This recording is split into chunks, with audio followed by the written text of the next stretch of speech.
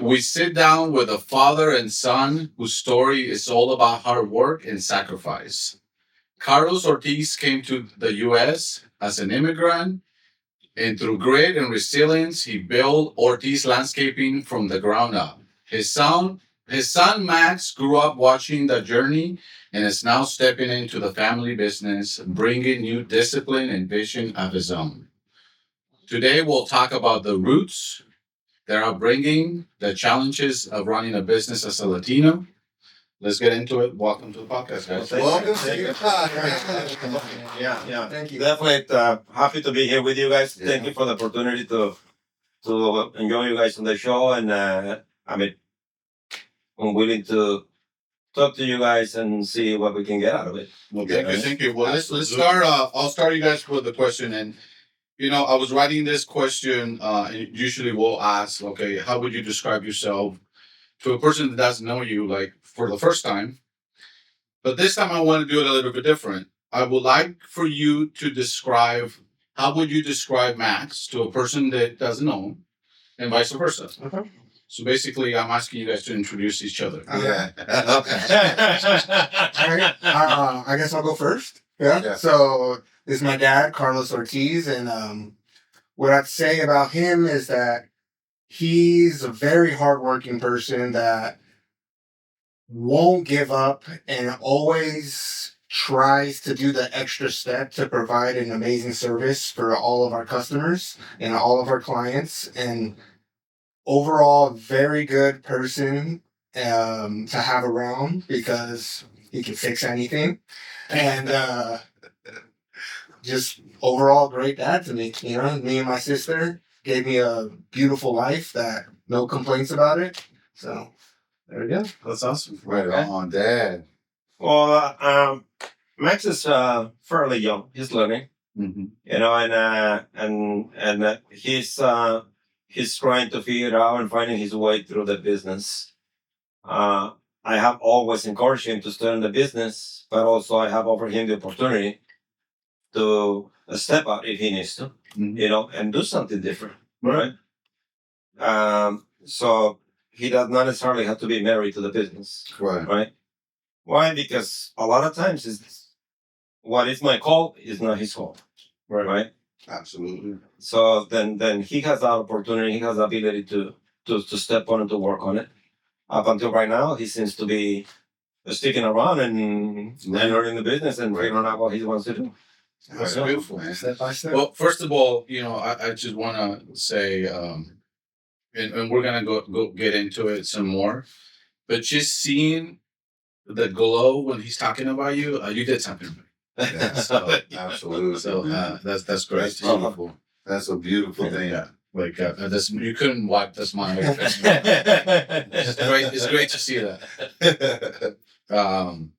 So we were just talking about off camera. So you grew up with 12 siblings. It sounds like maybe even more. So how was it growing up with such a big family in Mexico? It's been a challenge life. But I don't want to say that it's been a struggle. Our life wasn't a struggle. Even though there were so many, Mm-hmm. my dad was a great provider. He worked really hard and he was able to. We didn't suffer for food or anything like that. So we always had food on the table. As I mentioned it to you guys, my dad was. We are the family of his second marriage, and it was 12 of us. And his Swiss family. It's also just part of growing up. Him raising two families at the same time. Then it never was a challenge for him to provide. Yeah. Right. And growing up with my siblings, my brothers, my sisters, it's been a blessing. Even though that we pull our hairs each other every now and then, like every good family, right? Exactly. But it's been a blessing.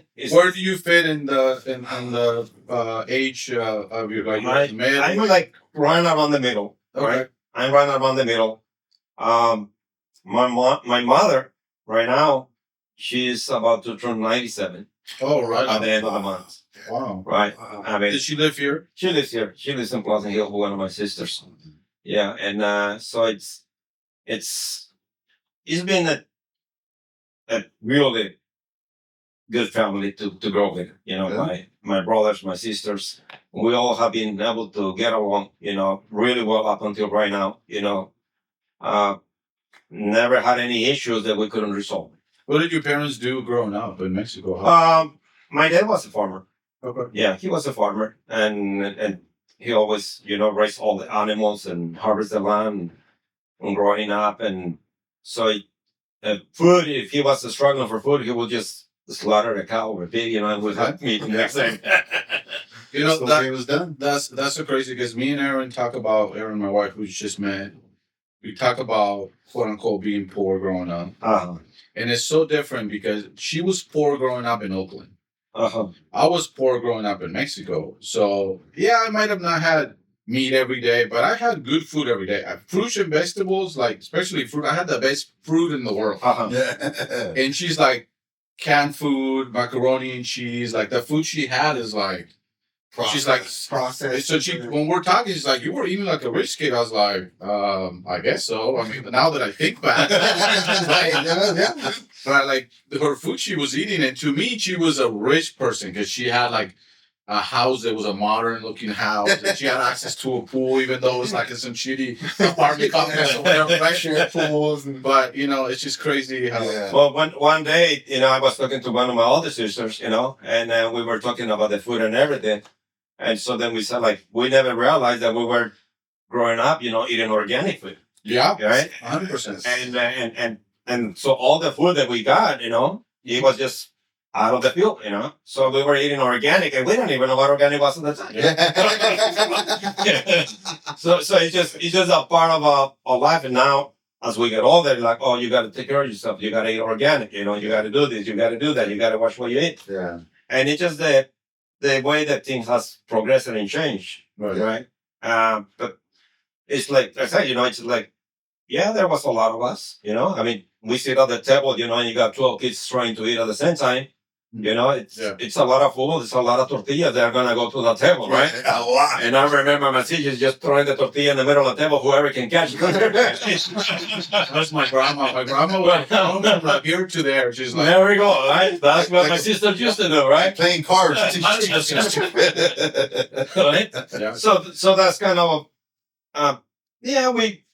we kind of struggled, growing up. And it was, part about growing up in a family like that is that you learn really early in life is how to work, right? Because everybody pitched in, Yeah. If we were raising the animals, we got to take care of them before they went out to pasture, We got to get up in the morning and help my mom milk the cows, and we got to get the cows out to the pasture. We got to get back running before 7 o'clock in the morning so you can quickly get a bite or something and get to school. Right? You get out of school and you get back, same thing, You got to go pick up the cows in the middle of the night. You finish up homework and do it all over again the next day. That's beautiful. Such a different generation. It's definitely a different generation. It's it's like, one of the benefits like Max, and they have, just like, yeah, it is different. They have a lot more opportunities. They have a lot more room to grow and do things, but also at the same time, I think there's a lot of it that we pick up on the life, growing up like that. Mm-hmm. That's what it gave us, the work skills and ethic. Yeah, you do lose something by losing those traditions. Yes. Things like Yeah, you gain some stuff by this new generation based on the things that are available to you. But there is something about, like being closer to the land. You automatically learn how to get up early in the morning because that's part of the farming. You know how to work hard, and that just becomes normal to you. There's things that are ingrained in that type of living that we want better for our kids. We have this discussion all the time. It's like we want better for our kids, but there is something to be learned in those struggles. Absolutely. Oh yes, Absolutely. yes.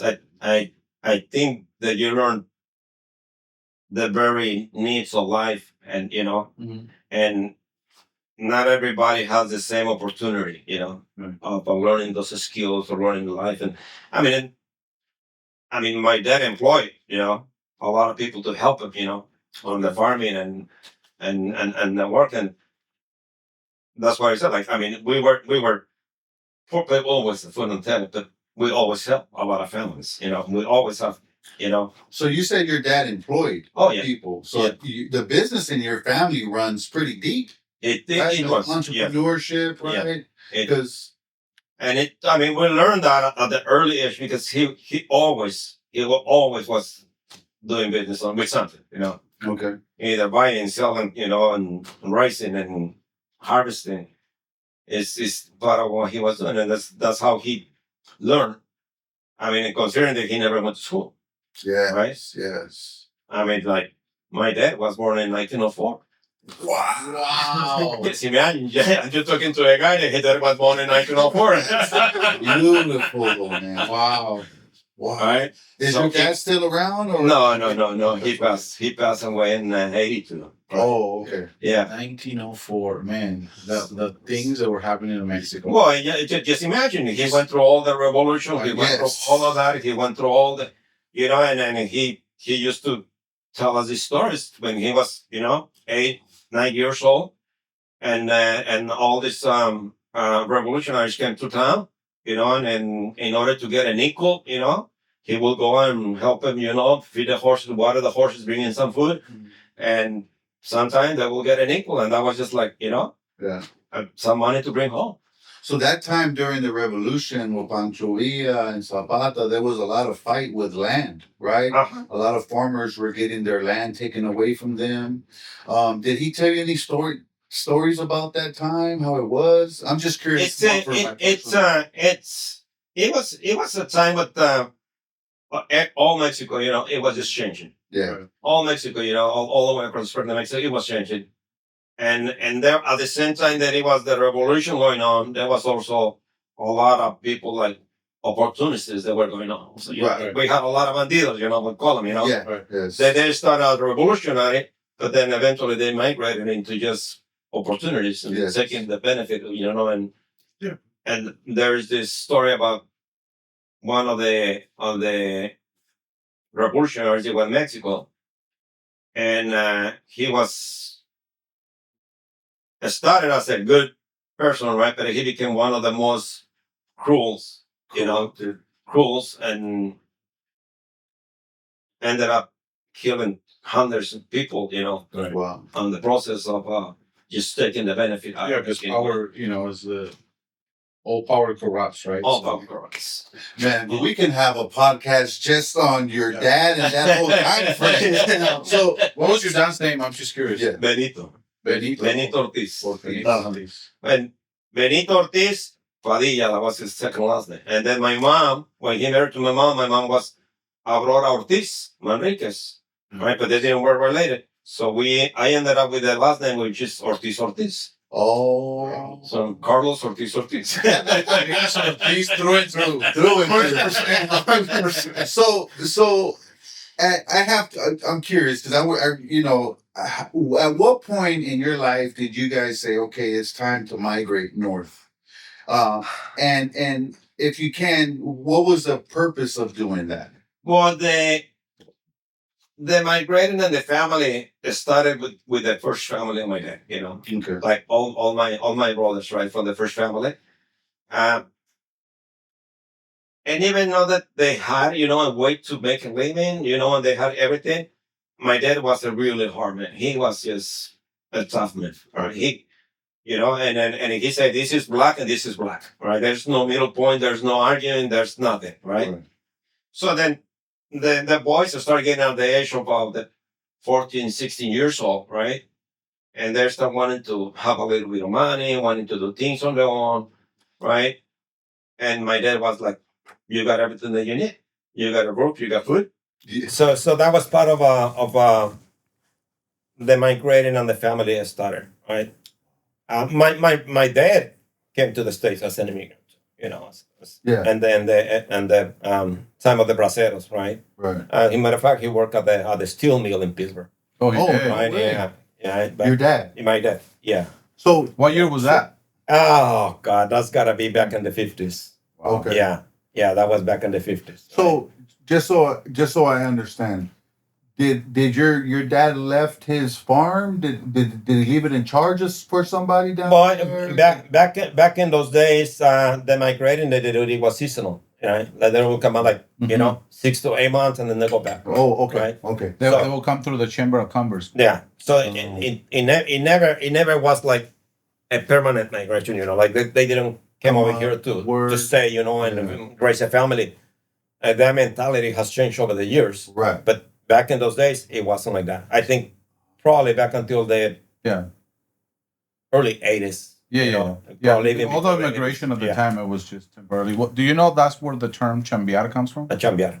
Yeah. So chambear is Chamber of Commerce. People slowly, like, to go get work, you have to go to Chamber of Commerce so that you can come here seasonally, and eventually went to chambear. Vamos a chambear. I'm gonna tell the guys, man. Chamber of Commerce. I'm gonna tell the guys. I'm like, hey, you guys know where that comes from? So I gotta ask you, brother. Yeah. I've only met your dad for 30 minutes, 40 minutes, and I'm at all already, right? Because I didn't have a dad, I didn't have like parents growing up, right? So I've always learned from adults, right? You were blessed to have a father with you, man, right? Do you how was it like when you saw your dad start his business and creating something for the family?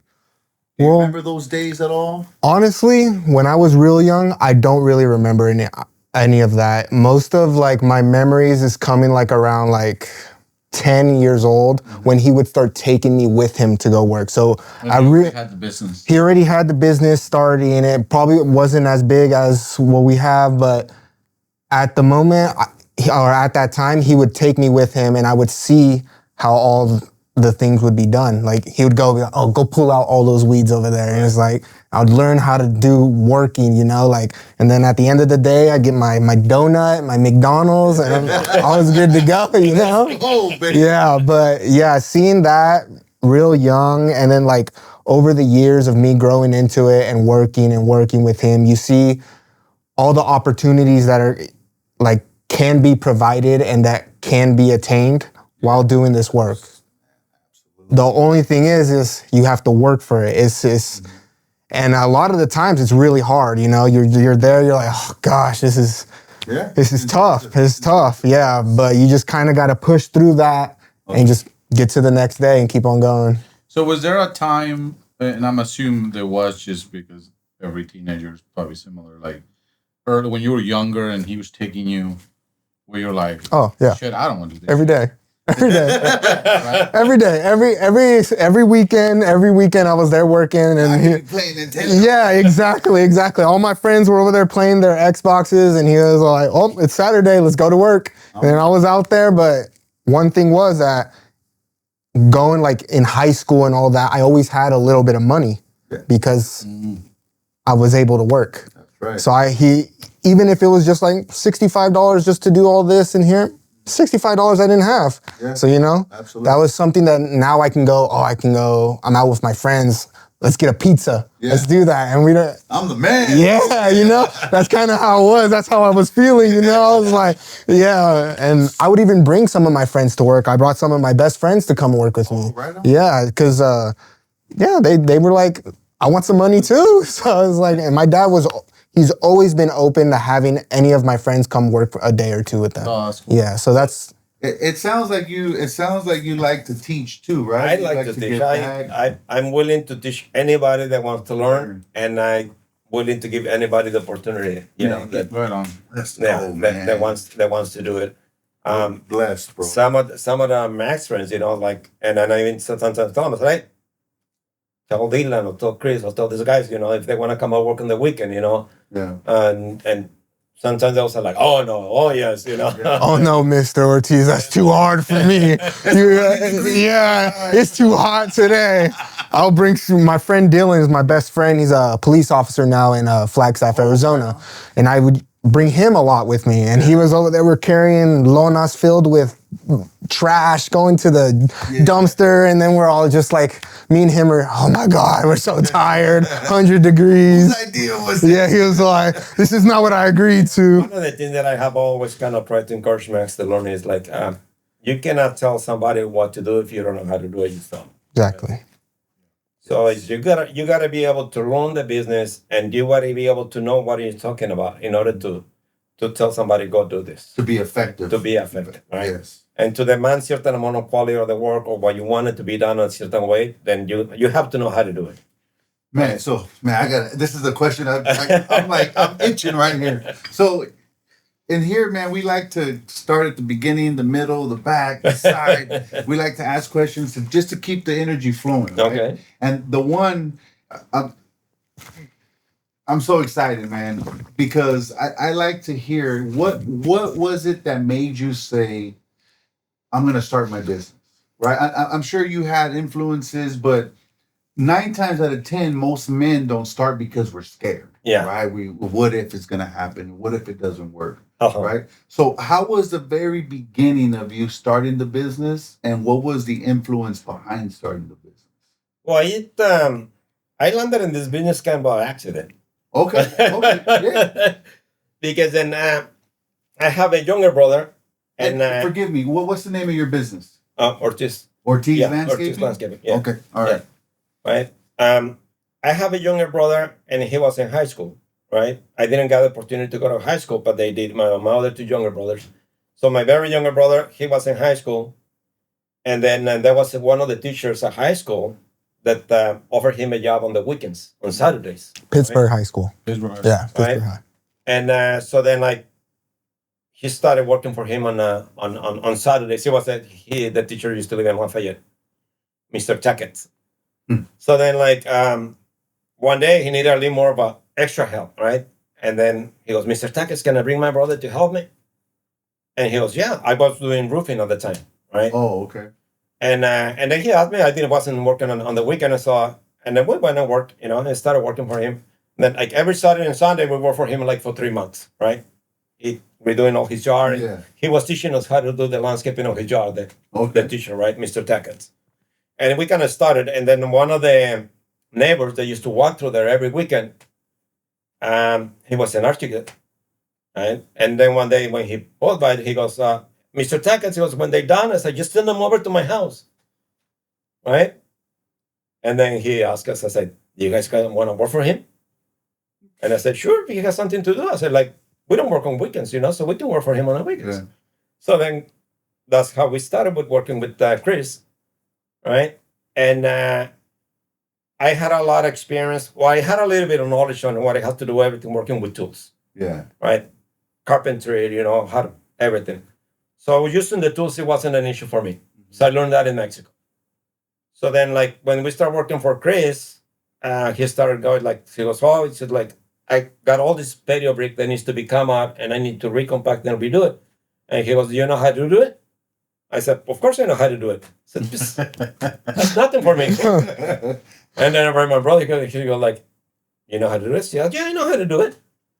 And he goes, okay, then next Saturday, you guys going to start doing that. All right? I say, whatever tools you guys need, I'll rent them from you. And then you guys just tell me what you need, and I'll bring it. Yeah. That's okay. So on the way back, I stop at Home Depot. Right? Yeah. And I go and look for a book. Hell yeah. What year was this? And it was, had to be 89. Wow. Yeah. Right. How old were you? I'm 60. No. How old were you when you started? Oh, how old was I? Yeah, in 89. Oh. When you started? I was around 22. Oh, man, so you were a baby still, right on. That's awesome. Yeah, so then, we stopped at Home Depot, and I bought a book, do it yourself, right? Yeah. So I just kind of glanced through it, and I had all the basics because in Mexico I worked for a shop, we used to do all the chassis on the trucks and all the sides and everything. So I had a knowledge on wood and cutting and everything. Yeah. So then I started working for Chris, and then he started giving us a lot of work, and then he got into remodeling the homes, Oh, really? Right? And unfortunately, on his second home, he went broke. Oh, shit. He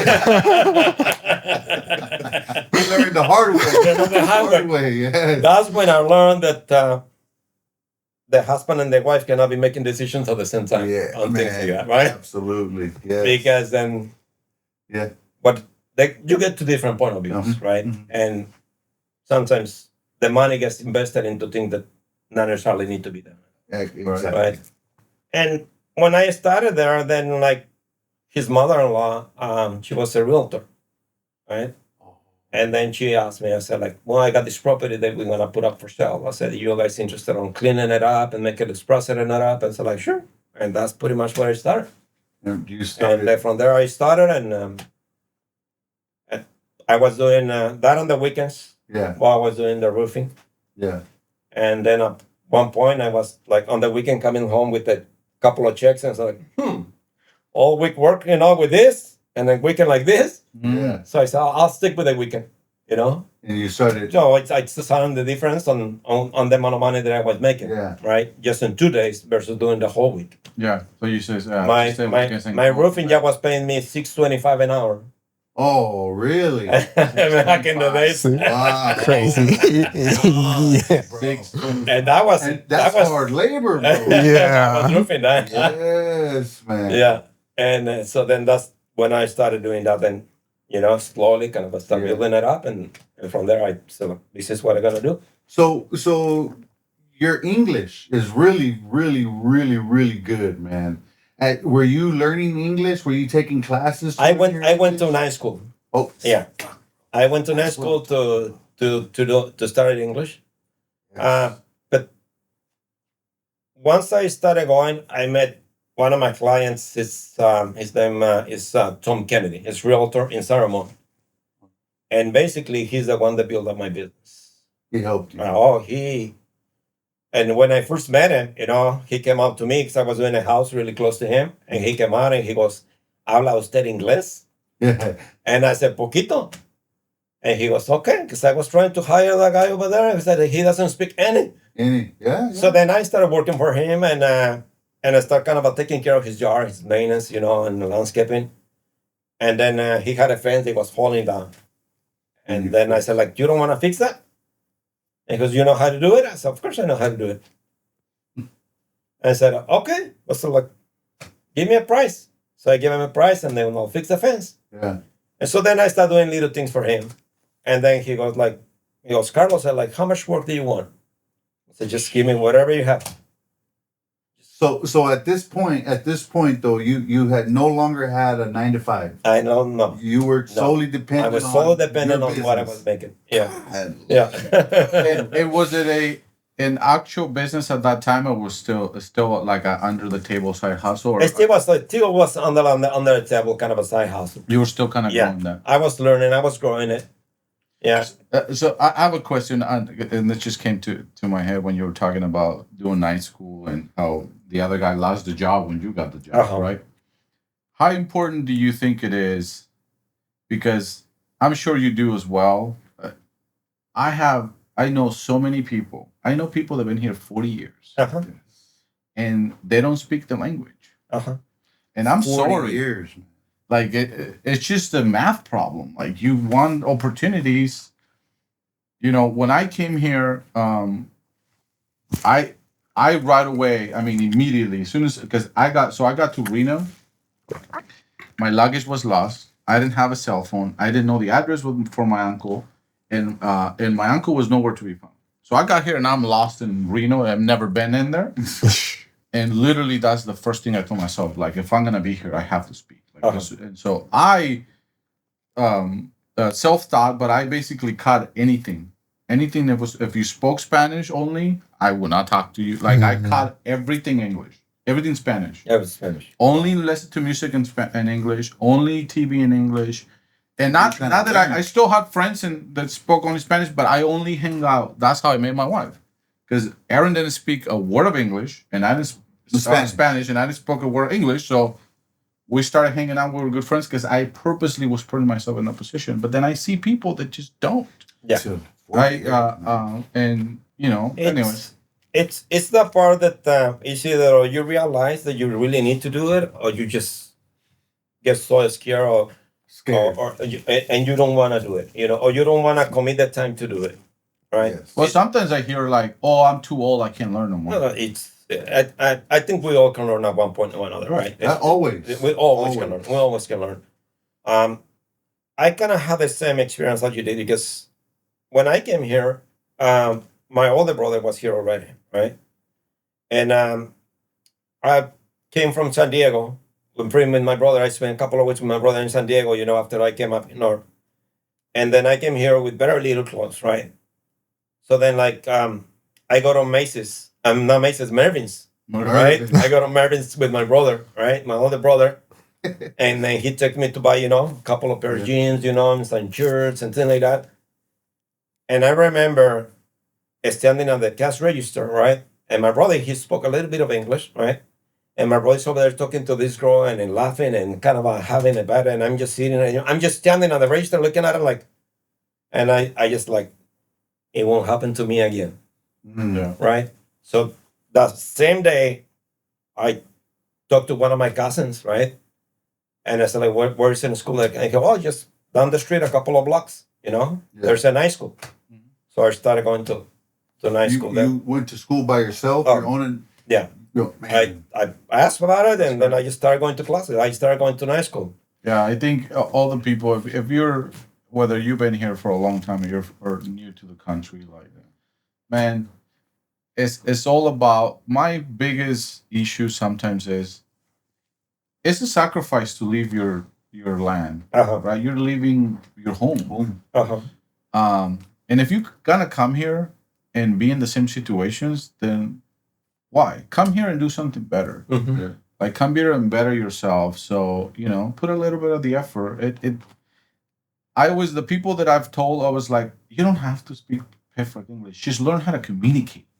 Mm-hmm. I don't care if you have a thick accent. I don't just learn how to communicate. That's what I told my mom, because my mom's here and she's going to school right now. But my mom was like, this grammar is Mom, right now your only priority is learn how to communicate. Then you'll fix it. Because that's how I learned. I went to school for about a month and it just wasn't for me. It was not fast enough for me. So then I stopped going to school and then I just learned it on the fly. But what I would do is I will have people tell me the word that I wanted to learn. I will write it down. And I would write it down how it sounded to me, and I just started stacking words. So Erin I would sit down with her, and I would write 10 words, and I just have to memorize those words that week and try to use them as much as I could. Yeah. I go out of my way to use them, even if I didn't know how to say the rest of the thing. And I just started stacking words more, and I knew now I know this word, and I did not know how to write them. Grammar to this day is not my best skill because I did not learn it that way. I just learned how to communicate. My whole thing is I gotta communicate.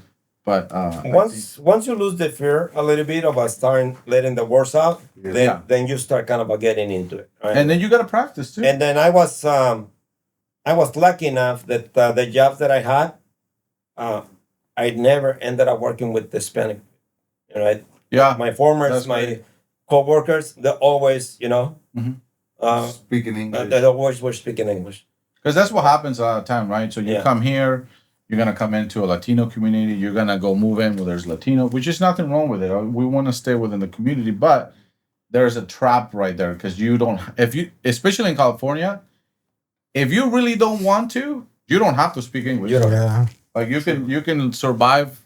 Everywhere you go, somebody's gonna speak Spanish. But you also kind of put yourself in a bubble. You do. I push my mom. My mom's been here 6 years, and I push her you need to learn more English, and she's learning. But it's you just gotta go out of your way. My brother Carlos, when he stayed with us here for the first time, when he came, I was already with my wife, and he was pissed at me at the time. But now he thanks me all the time because he learns English now. Yeah. When he came, I told him, in my house, we don't speak Spanish. Yeah. And he thought I was joking.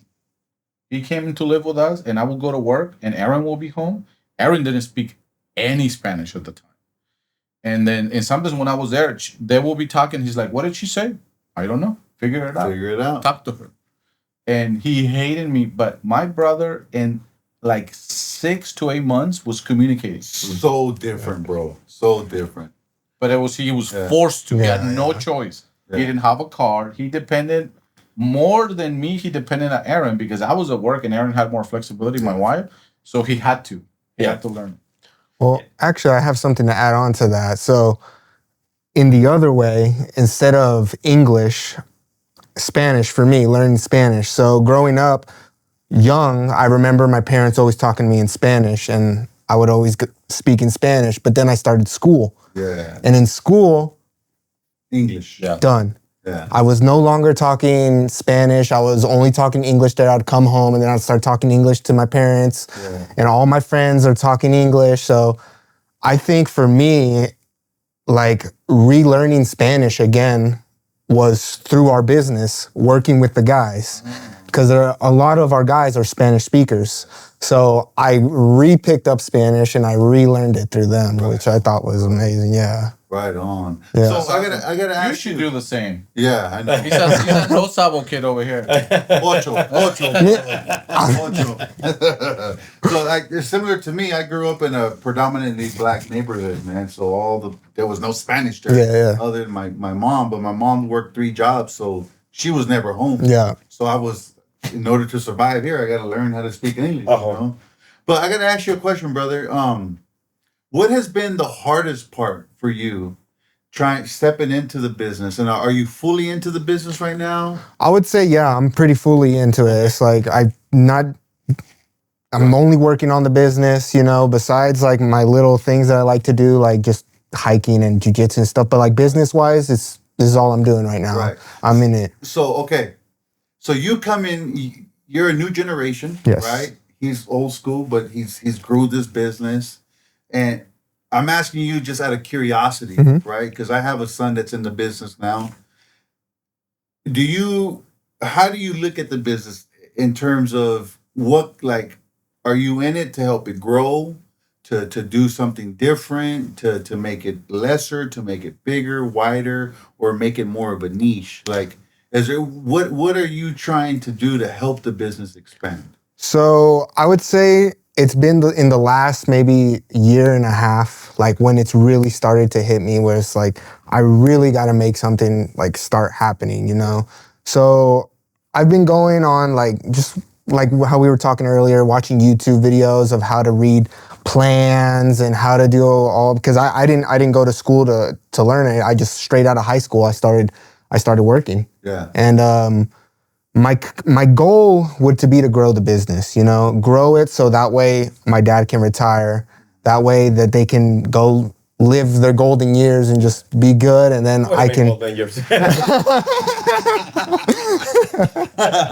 or whatever, but yeah, just kind of be the next provider, or I guess because my dad's been such a provider for us, like everything I've always wanted, somehow he has made it happen for me, you know? Like, and I wasn't the best student when it came to school, you know? But I was always willing to work hard, you know?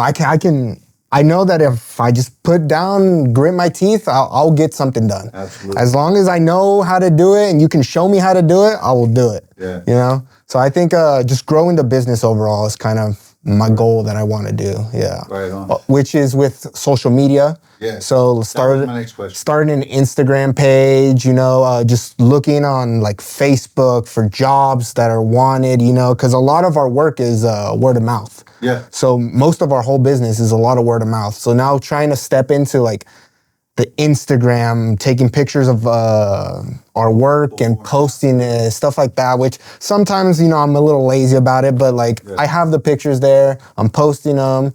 And you guys have an Instagram account? Yeah. I couldn't find it. No? I sent it in the email. I know, and it wouldn't come up. Really? Yeah. I found the Facebook, I think.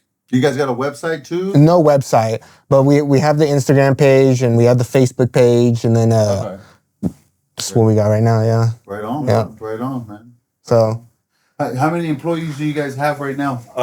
Right now we are on 12. Oh, man, Yeah. That's good, man. Yeah. That's good. Yeah, but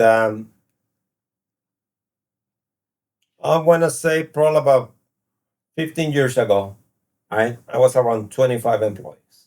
Oh, really? Yeah. But then it gets a little bit too far out, right? And it is hard to find the right people to help you manage the people. Yeah. That is just, it's yeah. hard.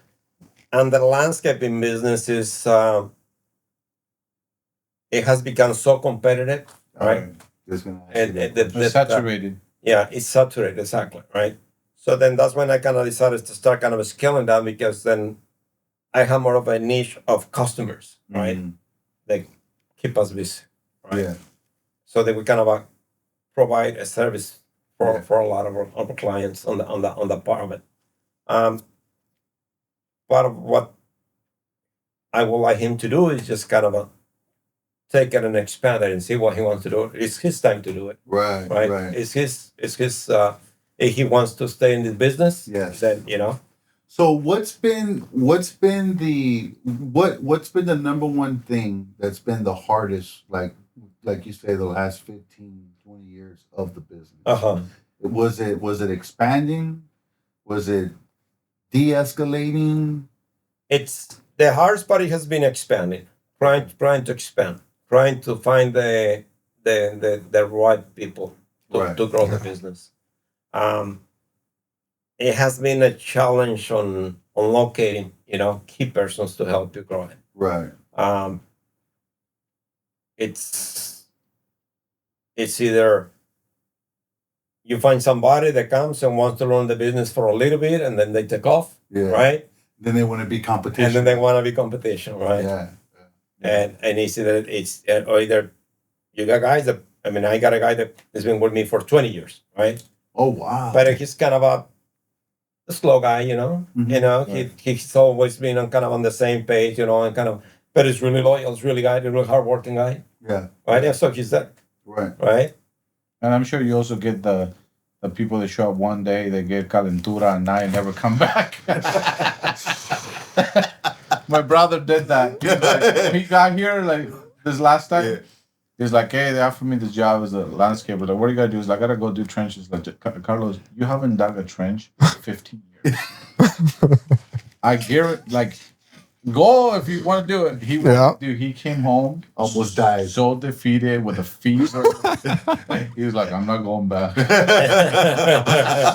It's hard work. It's hard work. It's hard work. Easy. And It is not easy. What's been the number one thing that you've the hardest lesson you have learned in business since you've been open?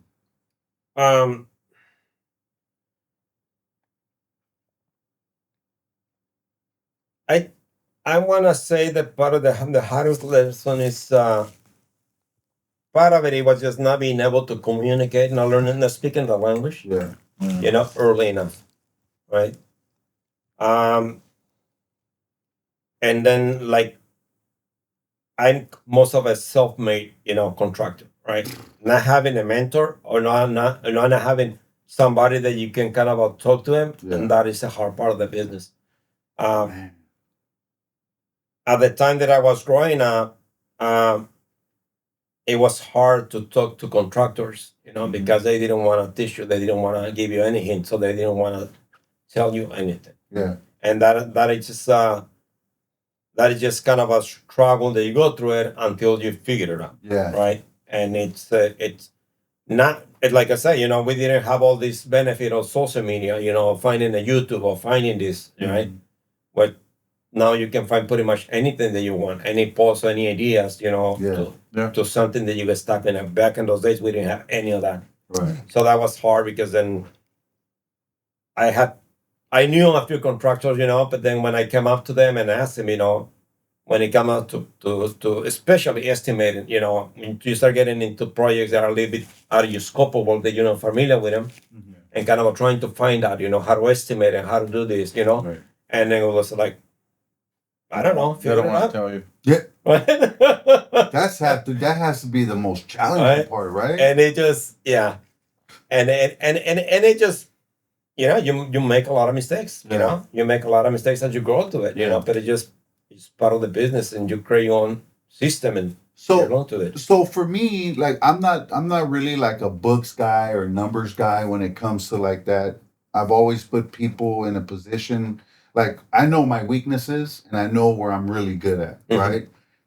My weaknesses, yes, I can learn them, but I prefer to put someone in there who's not gonna make the mistakes I'm gonna make. Uh-huh. So as you started your business, at what point did you understand you needed help in order to get to the next level? So how was it for you to hire someone? Was it hard for you to hire someone your first time? It was. And then the second part is when did you incorporate like the payroll? Uh-huh. Right. Yeah, it was a little bit hard to hire someone that you can trust, Right. right? That's the main thing. It's just like finding somebody that you can trust, right? And bring it out to be part of your team, Yes. right? And I say, well, took me probably about 10 years, Wow. that I was in the business, right? To be able to bring somebody and say like, okay, you're gonna be responsible for this, right? Okay.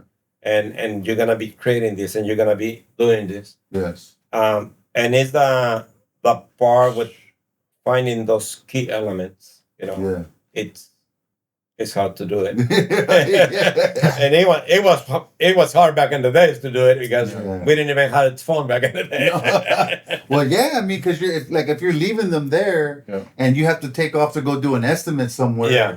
you can't really communicate No, with You them. can really You communicate. can show up and then whatever they did, they did. Man, Yeah. and I tell people all the time, like, dude, like, if I wasn't privy to the cell phone, to the pictures, to the Yeah. FaceTime, I don't think I would have been able to survive in the 80s or 90s when you had none of I that. had none of that. I use that for everything. The Right. front, like if I have a question, let me FaceTime my dad real quick. FaceTime He's real like, quick. look at this problem I have right here. You got it. And you can answer it so fast. Exactly. But you learn 10 times faster, Exactly. Yeah.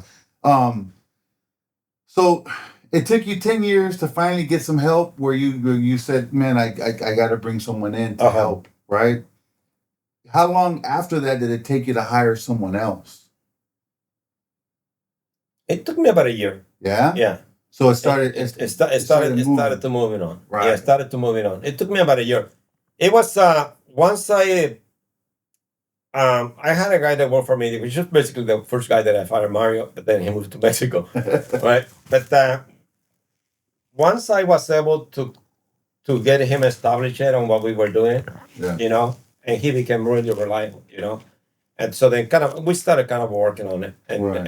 and then we were able to start hiring, So he gave you that availability. the ability to move, to get more, move and get loosen them up a little bit. Right. You And know, you being built a- the system in order to be able to train them. So I'm assuming the second person you already have You already a yes, system of training. So you just basically do this. to basically do this. So at this point, were you already married? Did you have kids already, or? I was probably actually, that was probably a year before I got married. Okay. Yeah. Okay. Yeah. And how important would you? Are you still married? Same. I hope so. As far as you know. As far as you know. As far as I know. Well, my question Yes. is for a lot of entrepreneurs. So, like, I've met a lot of guys, and the one thing they always say, the biggest mistake I've made was marrying this person, Uh-huh. right? Because this person, one, didn't believe in me, or she just wasn't a good fit, right? Uh-huh. She was an anchor holding me down Uh-huh. versus pushing me and helping me move along. How important would you say having a good partner in your life escalated you to move forward positively in your business? I think it's a good you got to be able to find that good fit on it. Yeah. And I think you'll find either the partner that is gonna be in the business or is not gonna be in the business, right? Mhm. And not necessarily, if it's not in the business, not necessarily mean that it's not a good fit, Right. right? Right. It's just a marriage, right? Yeah. But As long as you have the support. the support, Support, right? stability. If you, my things have worked out really great with my wife, Right. she's there for support. She was able to step in and take some of the work, like on the accounting, the Yeah, part of I was it, just gonna ask. and things like that. So she was. And able also, to I'm step- sure you were gone on the weekends if there was jobs because that's the nature yeah. of your job, Yeah, right? yeah. So Yeah, she had to stay back and take care of the house. she had to stay back, and then and I mean, she had in Mexico, she had education, about finishing up a school and I was just and gonna accounting ask. and all that, Okay. right?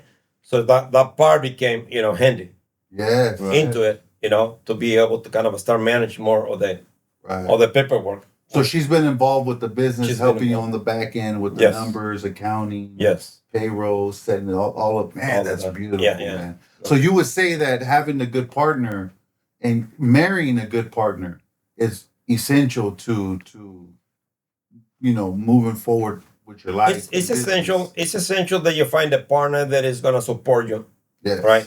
You listening? Even if it. Very It's serious, true. man. Right? Even if she's not gonna be or he's not gonna be involved in the business, Right. you know, it could go either way, right? Right. But it's gotta be able to support, you know. Somebody that is helping the cause, not the opposite. 'Cause Yeah. I've been in situations. I was in my type of business. I used to be on call, which was emergency calls, right? Uh-huh.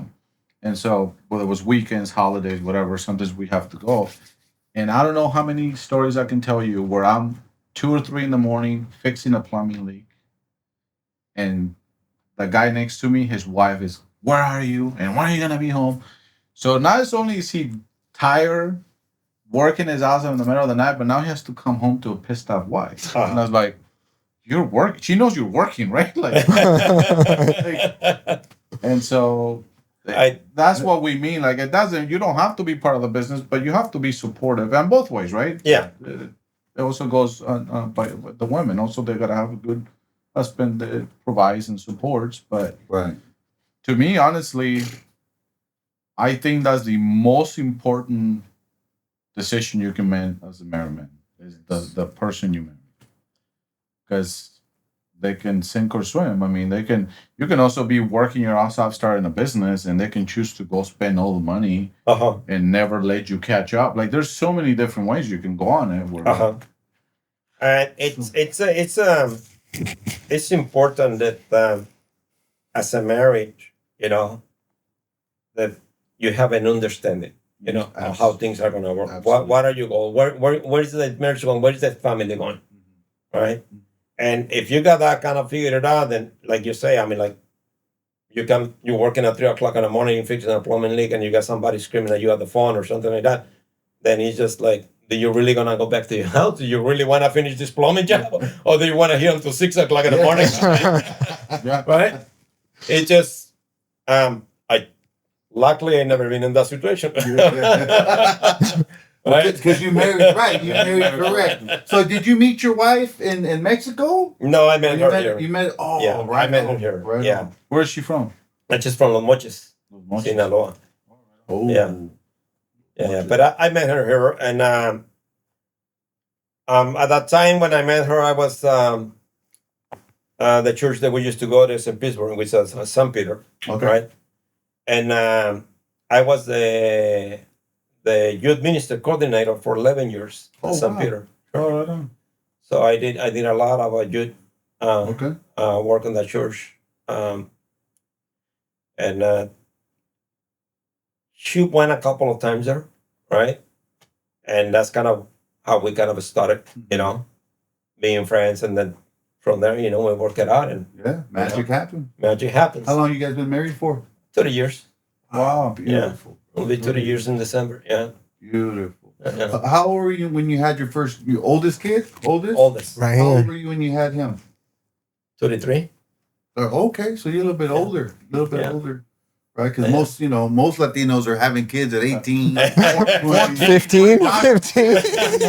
I didn't get married until I was 30. No, awesome. Right? Awesome. And then we waited like 3 years before we had any kids. So before Yeah. when you had the kid, how long were you in business already before you had your son?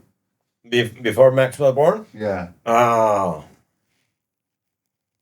Probably like 6-7 years.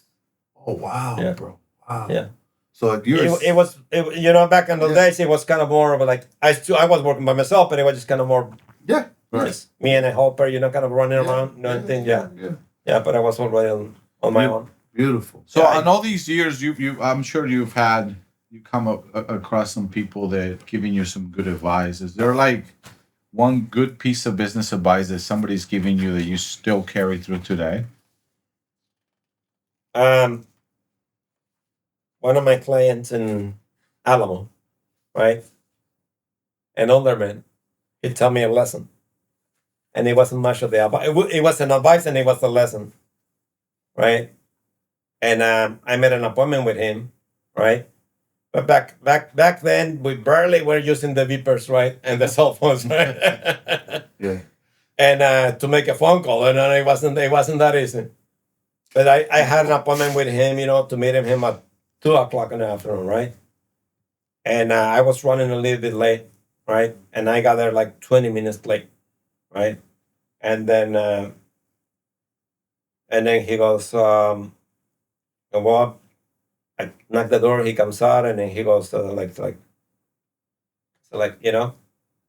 thank you for coming. He goes, but unfortunately, you're too late. He goes, I also got time. I also got things to do with my time, right? And he goes, if you're running late and if you're not able to make it, I say at least you have to keep people in the loop, right? Let them know that you're running late. Let them know that this and that, right? And I think that kind of gave me the perspective of you always have to stay, on your schedule and to be true to the people and being able to talk to your customers and if you say this is what we do, this is what we do. Yeah. Right. And that carries an spectrum throughout the whole business aspect, right? On being able to stay loyal to your customers and Caring your work, caring the work that you said you're gonna do for them and take care of it. Right on. That's Yeah.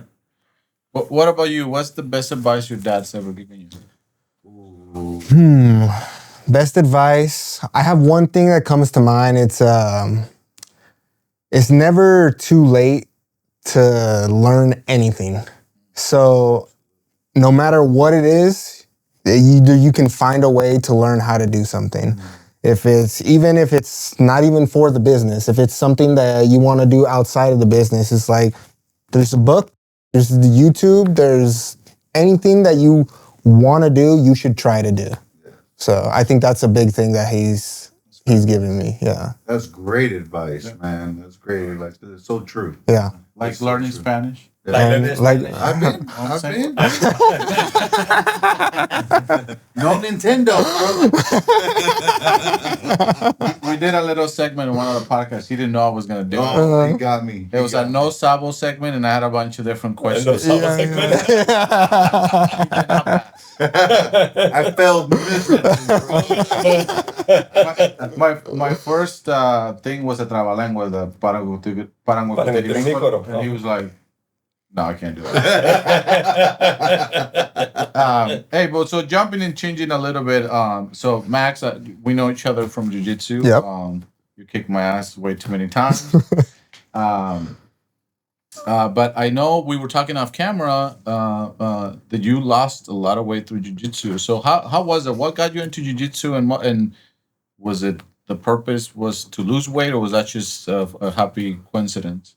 So a couple years ago when I was really overweight, I was kind of lost. I didn't really have I wasn't really in the business yet. I was kind of just doing around. I just finished high school, kind of just being lazy. Didn't really have anything I was looking forward to.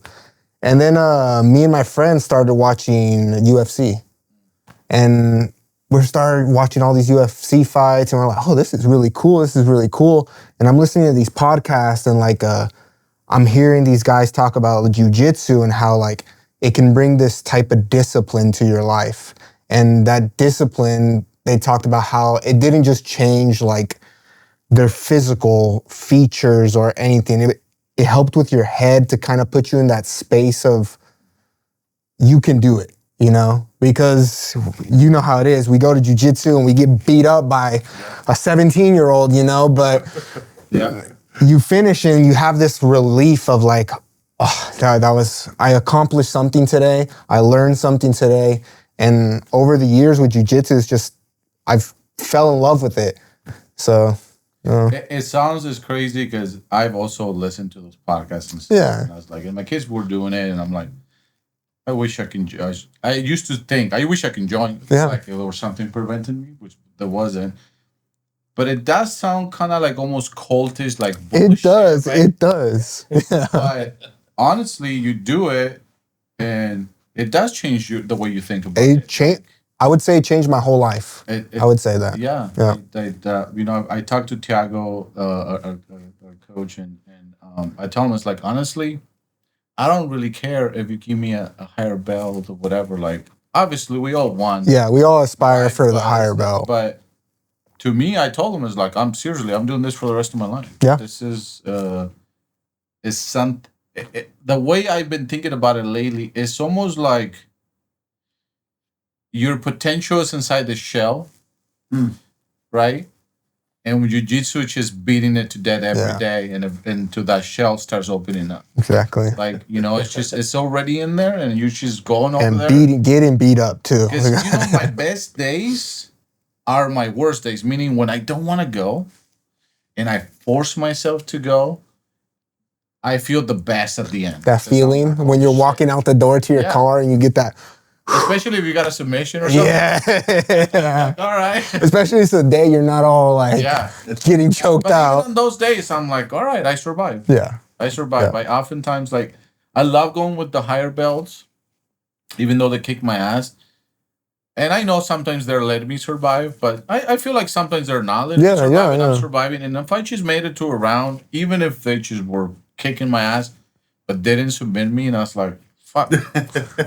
I lasted 5 minutes with this guy. Exactly. This guy could kill me. Yeah. I remember when I first started at Tiago's gym at the old gym, I was bigger at the time, so he put me with these big guys, and we had like this huge guy. I know the feeling. That's where I get. Yeah, he had me like this guy was like plus 300 pounds, like 6 something, and I was the only other taller guy there, so I was like. Yeah. So he really put me with him. So I was getting beat up every single day. But I must have enjoyed it a lot because I'm still going to this day. And I talk about it to everybody. Anybody who wants to listen about jiu-jitsu, I will have a full conversation about you. I'm telling you, it's like, it feels like you're in a cult. Yeah, it really does. You start bringing it up, and also the environment. Connected to everything, but it's just. Yeah, the environment that Tiago has. When I get started on jiu-jitsu, one day he comes up to me, I was sitting in the kitchen, he goes like, I think I gonna do jiu-jitsu. And I said, like, what the hell is that? I was like, what is that? He pulls out and he shows me videos. I'm like, ew. But I was really impressed, with he got started, and I mean, like, he just like every day.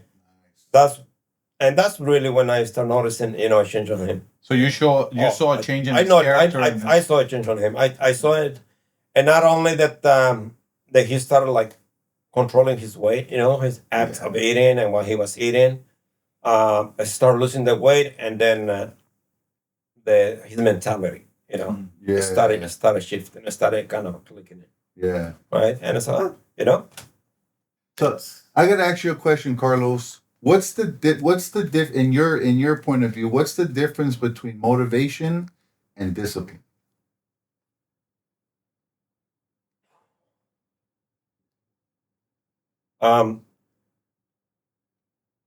You have to, but to stay motivated, you have to have the discipline to want something, right? Mm-hmm.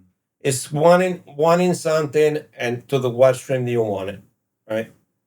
If you want to do jiu-jitsu, I mean, you have to stay motivated, but you got to have the discipline to do it.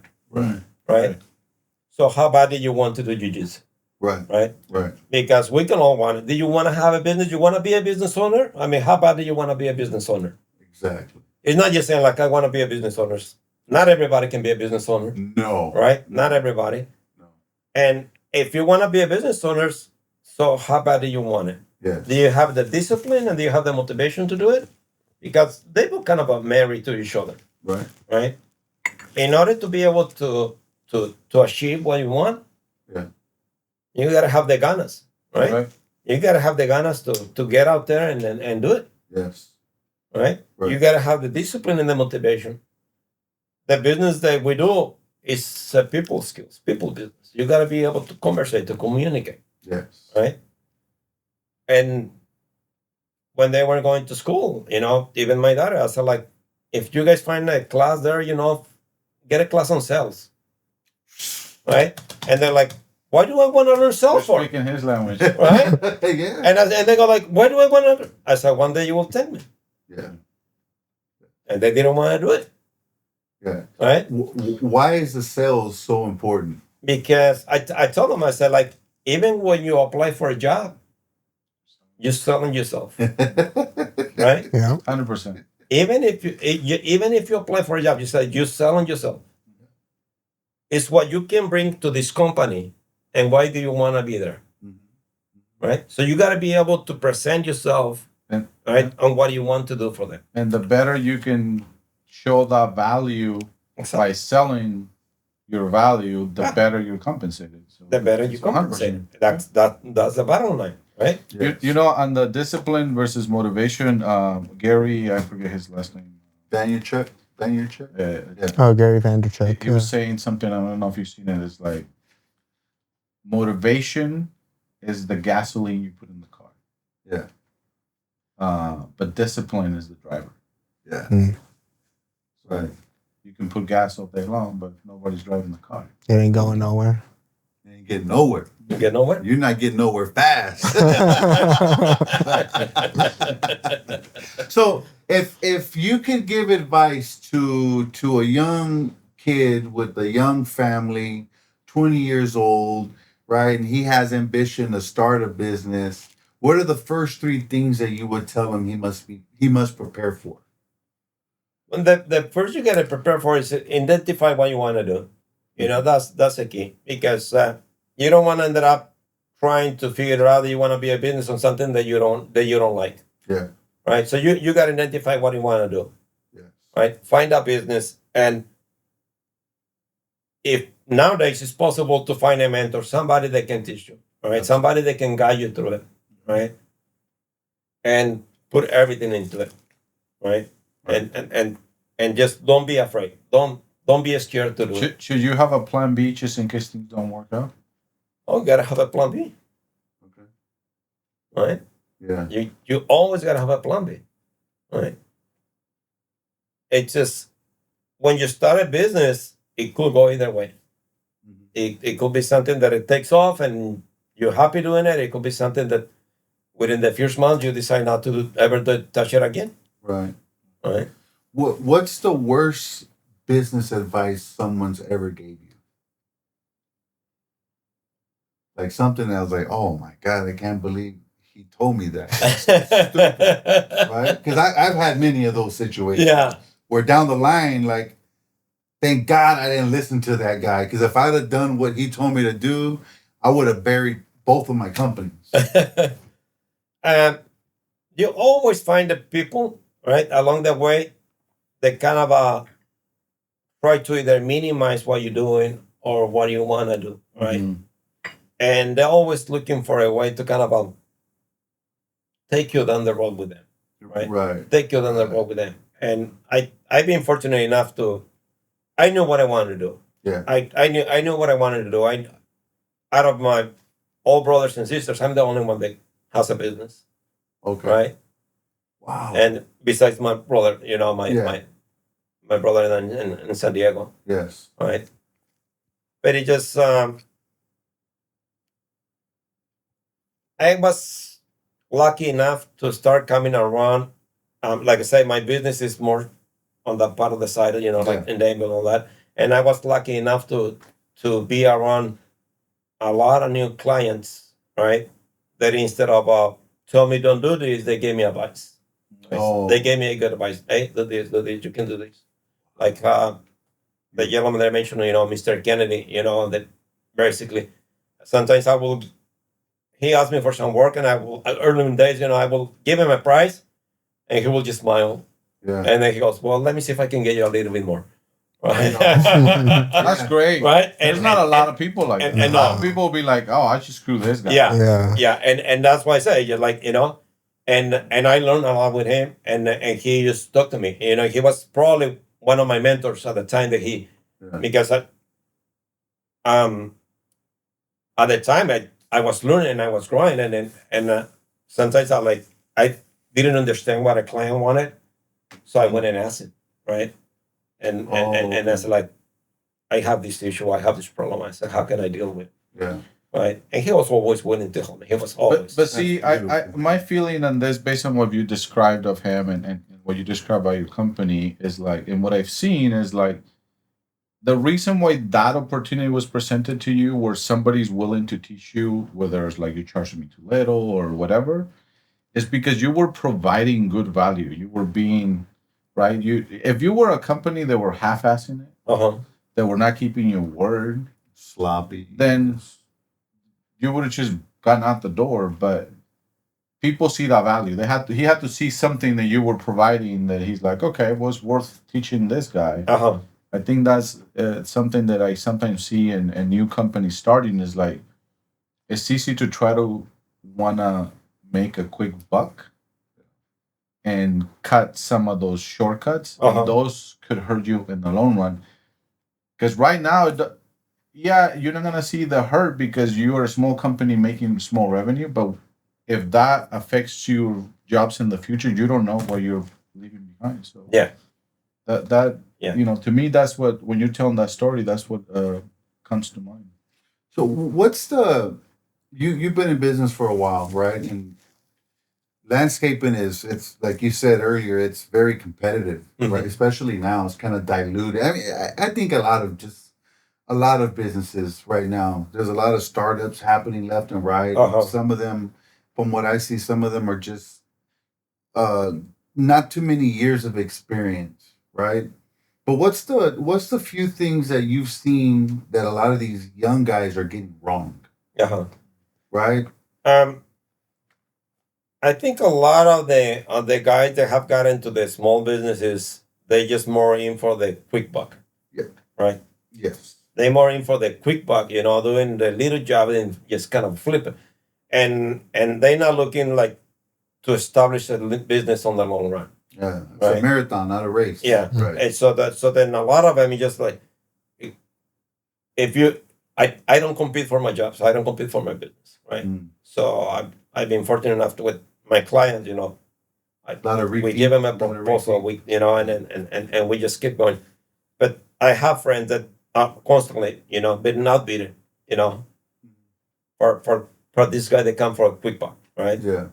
And it's just like you cannot establish a business running your business just on a quick buck. No. Yeah, you're gonna make a few bucks, you know, here and there, but you know, like you say, you know, what are you gonna do that in the future, right? Well, also because like you gotta think overhead, right? So like, it might make sense right now for you to charge that, and you're still taking some money in your pocket because you're a one-person operation. But as you're growing and your customers are gonna expect that tier level pricing, where your overhead is up here, that's where people go out of business because the math doesn't math anymore. Math doesn't match.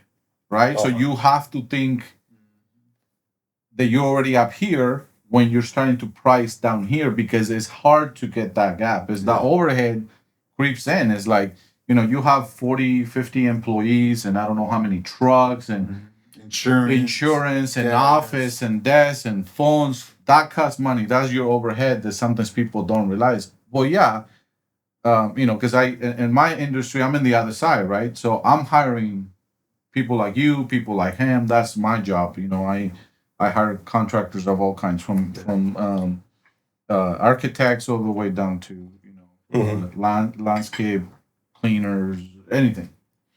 And I see that a lot. Is like, you know, I have companies that come in, and I have to be able to, depending on the job. There's jobs where like the name of the money is get the cheapest. We gotta make ROI. It's a one-time job. But there's people that I'm hiring as a partner for a long time because I need repeat business in a specific area. And I do look at that because if you come in, you can come in and show me that you can be super cheap. And I always question that. It's like, that's also a red flag. I don't just take the first cheapest person on the door. You have to do a little bit of digging because then that can affect our business that I'm getting paid, you know, to do on my company that I work at. And so, but a lot of the people just do that is they're trying to get their name on the door. And yeah, it's a quick way to get started. But I think it hurts you at the end of the day because you're basically buying businesses what you're doing. Pretty much. So, yeah, you're like, look at it that way. So you're paying the customer to hire you. So, but every business that you have, you got to be profitable on it. You got to make a profit on it. Right? Yeah. If you're not making a profit, then you just another employee for a salary on it. Right? And you got to be able to make a profit on your business. Right, and a state, you know, and provide that, like you say, you know, just the overhead that everyone has, you know, it changes, you know, on the amount of the size of the business. So I have to ask you this question just because, now I'm 44 and I don't see myself doing anything else other than starting businesses, trying to just I love it. I love the rat race. I love the hunt. I love to prove people wrong. I love it when people tell me no. How can I get this guy to tell me yes, right? But I'm also planning like, okay, what's going to be my exit strategy to either retire or to be able to slow down and enjoy the time. And my wife always tells me, "You're never gonna retire But because you're always." I get I'm always. I get the same thing. I'm always working, and I love it. But at some point, we have to get to the point where it says, "Okay, I can't operate at this full scale anymore." Um, I would like to retire. I don't think it's a full retire, but if I want to take 2 months off and go to Mexico and visit every place I want to go visit, right? I want to be able to do that comfortably, right? So you're a little older than I. Do you have a plan of saying, okay, I think this is where I kind of fully either hand it off to my son, or I plan on selling half of the business, or bring in some people to run the business with your son. Do you have some kind of exit strategy? Have you like put a plan together, or you're not thinking that far ahead? I haven't really think that far yet, but I'm right now. I'm kind of on the sideline of Max and see what he wants to do. Okay. Like I don't want to force him into doing something that he doesn't want to stay in it, Right. but I want him to have the opportunity, Yeah. right, Yes. to decide if he wants to run with the business, Okay. if he wants to scale it down, Right. right? And Uh, I'm curious, how do those conversations go? Is it you guys having dinner at the table and just shooting the shit and talking about business, or is it like, are you guys documenting and actually running this like a business? Because I think, it's important that you have the business side of things, even though it's a family owned. Yeah. Yeah. Right. It's the business right now. I'm a sole owner, Right. right? Yeah. Then I'm a corporation, Yeah. right? So then I'm waiting for Max to decide if he's gonna stay in it, if he wants to come in it, right? Okay. But then he has to put that into it. I cannot give it to him, Right. right? Right. In order to run a business, you have to have it in you. Right. You have to have it, right? Right. And you need to have a plan, Yeah, right? yeah. So we need to have a plan where he can decide. Is that something you're writing down or you're kind of building? I've been building it for a little bit now, where I've been kind of just thinking about it a lot more. Like what do I have to do? Like how can I make the most out of this opportunity that is here? Because the company's built. It's there. This is a golden ticket. Like not everyone has this, and even like if I wanted to go do something else, it's like it's not gonna be this, it's not gonna be easy. And so just like, because I'm with the guys pretty much every day. I'm there working with them, so I'm seeing how everything is going. I'm learning how everything needs to be done. I talk to the clients when they come out. If there's a question that they need to and I'm there and my dad's not available, I can have a conversation with them. So it's little things like that I'm learning more now. I feel like in the past 2 years, I've been having more conversations with clients, learning how to buy things, like because it's not just, we don't just go to Home Depot and we're like, oh, let me get this and this. You got to make orders. You got to find out how, like, Shop around. we have a client that I'll use as an example that they're an amazing family to work with, but every once in a while you get a request that's like, never mind, I want to change my mind. Can we do this? So now it's all like, oh, now we got to redo it all over again, Pivot. And it's like sometimes that takes a day or two, that's money, that's time that could be used, but that's just dealing with business, I think. So I think it's just kind of writing stuff down, always having it in my head that it's like, you have to have a plan, you have to think about things, you can't, it's not just gonna happen to you just because he did all the work, Right. Right. I have to step in there and also do the work, you know? Absolutely. So, And add your own sauce to it. yep, exactly. And so, is there somebody dedicated?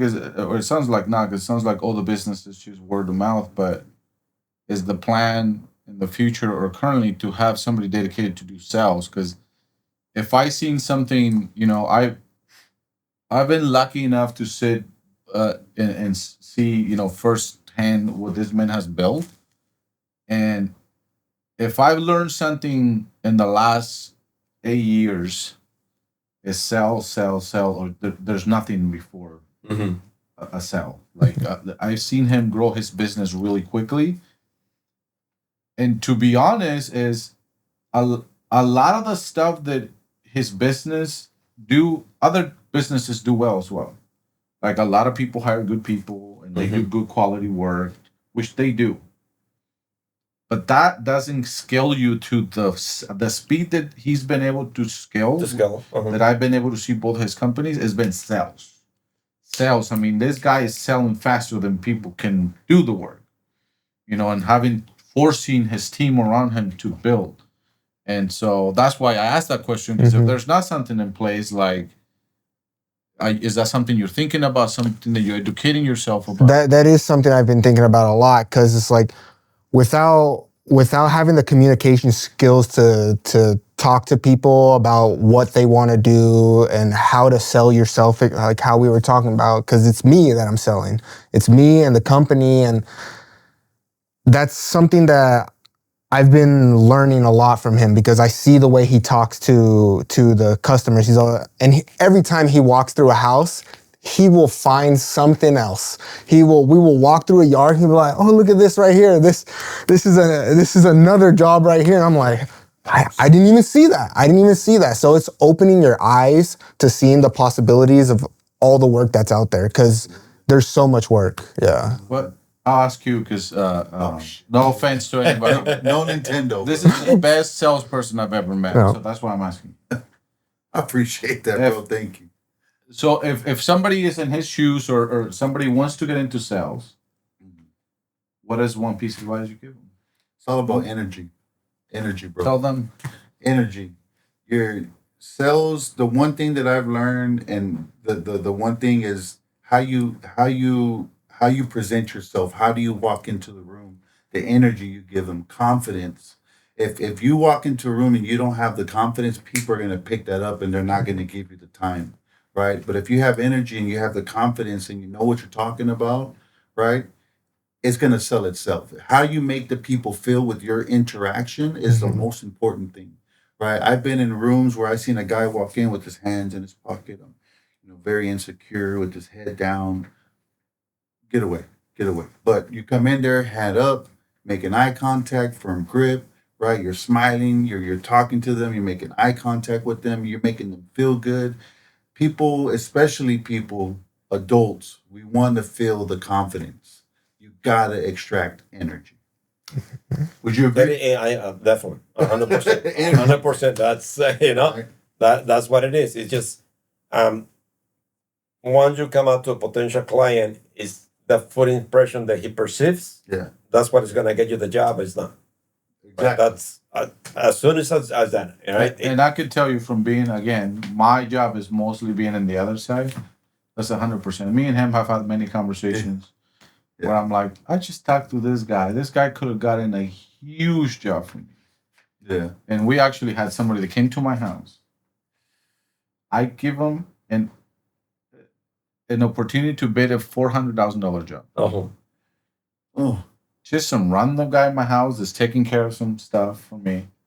And, we're talking to, he's starting his business and it's landscaper related. It was a mulching job. It was a $400,000 mulching job. And he's like, will you ever be interested in bidding something like this? Where is it? I was like, it's in the Bay Area. I told him kind of where. I don't really get into those type of jobs yet. And to me, it's like, if I'm in your shoes, I bullshit myself through it, called all my friends, and figure out how I make this work. Go to Home Depot. Read the book. Read the book. And I even told him, it's like, you understand I'm talking about $400,000 job. I'm not saying it's yours, but you get the opportunity. but you get the opportunity to bid it. Yeah, absolutely, bro. Yeah, absolutely. Hey, if you're ever interested, I started a mentorship program, and I do like a lot of sales. If you're ever interested, I would love to look into that, man. Yeah. we can discuss, and I can, for me, for example, like I love to be around this right here because this is where I learn, right? Mhm. The experience, the education, right? The good, the ups and downs. But I also like to what I learn, each one teach one. Yeah. Right. I have over 20 plus years in sales of experience, right? And I would love to sit down with you and just kind of give you my perspective Yeah. on sales, right? To Yeah. be able to point you in that direction. It's a mentorship program we can talk about if you're interested. I'm always willing to learn something, Right on. man. Always. Yeah. Right on. I think that's part of the and in any business, it's just a part of the business that you have to be able to understand. Right. Right. You are in the business of selling, right? Every day. Every day. You are in the business of selling, regardless of what you're selling. Yeah. Right. Every day. And then once you understand that, then you gotta find out why you're selling. Yes. Right.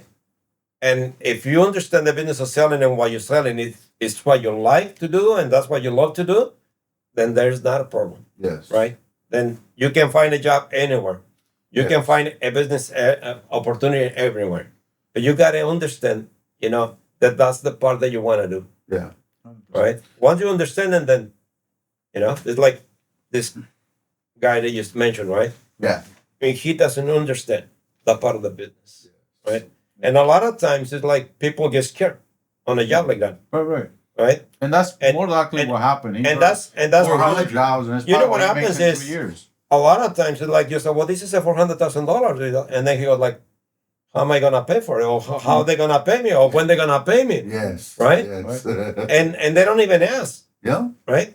No. They don't even ask, or they didn't even say like, that would be nice, but I don't have the money to do it. Yeah.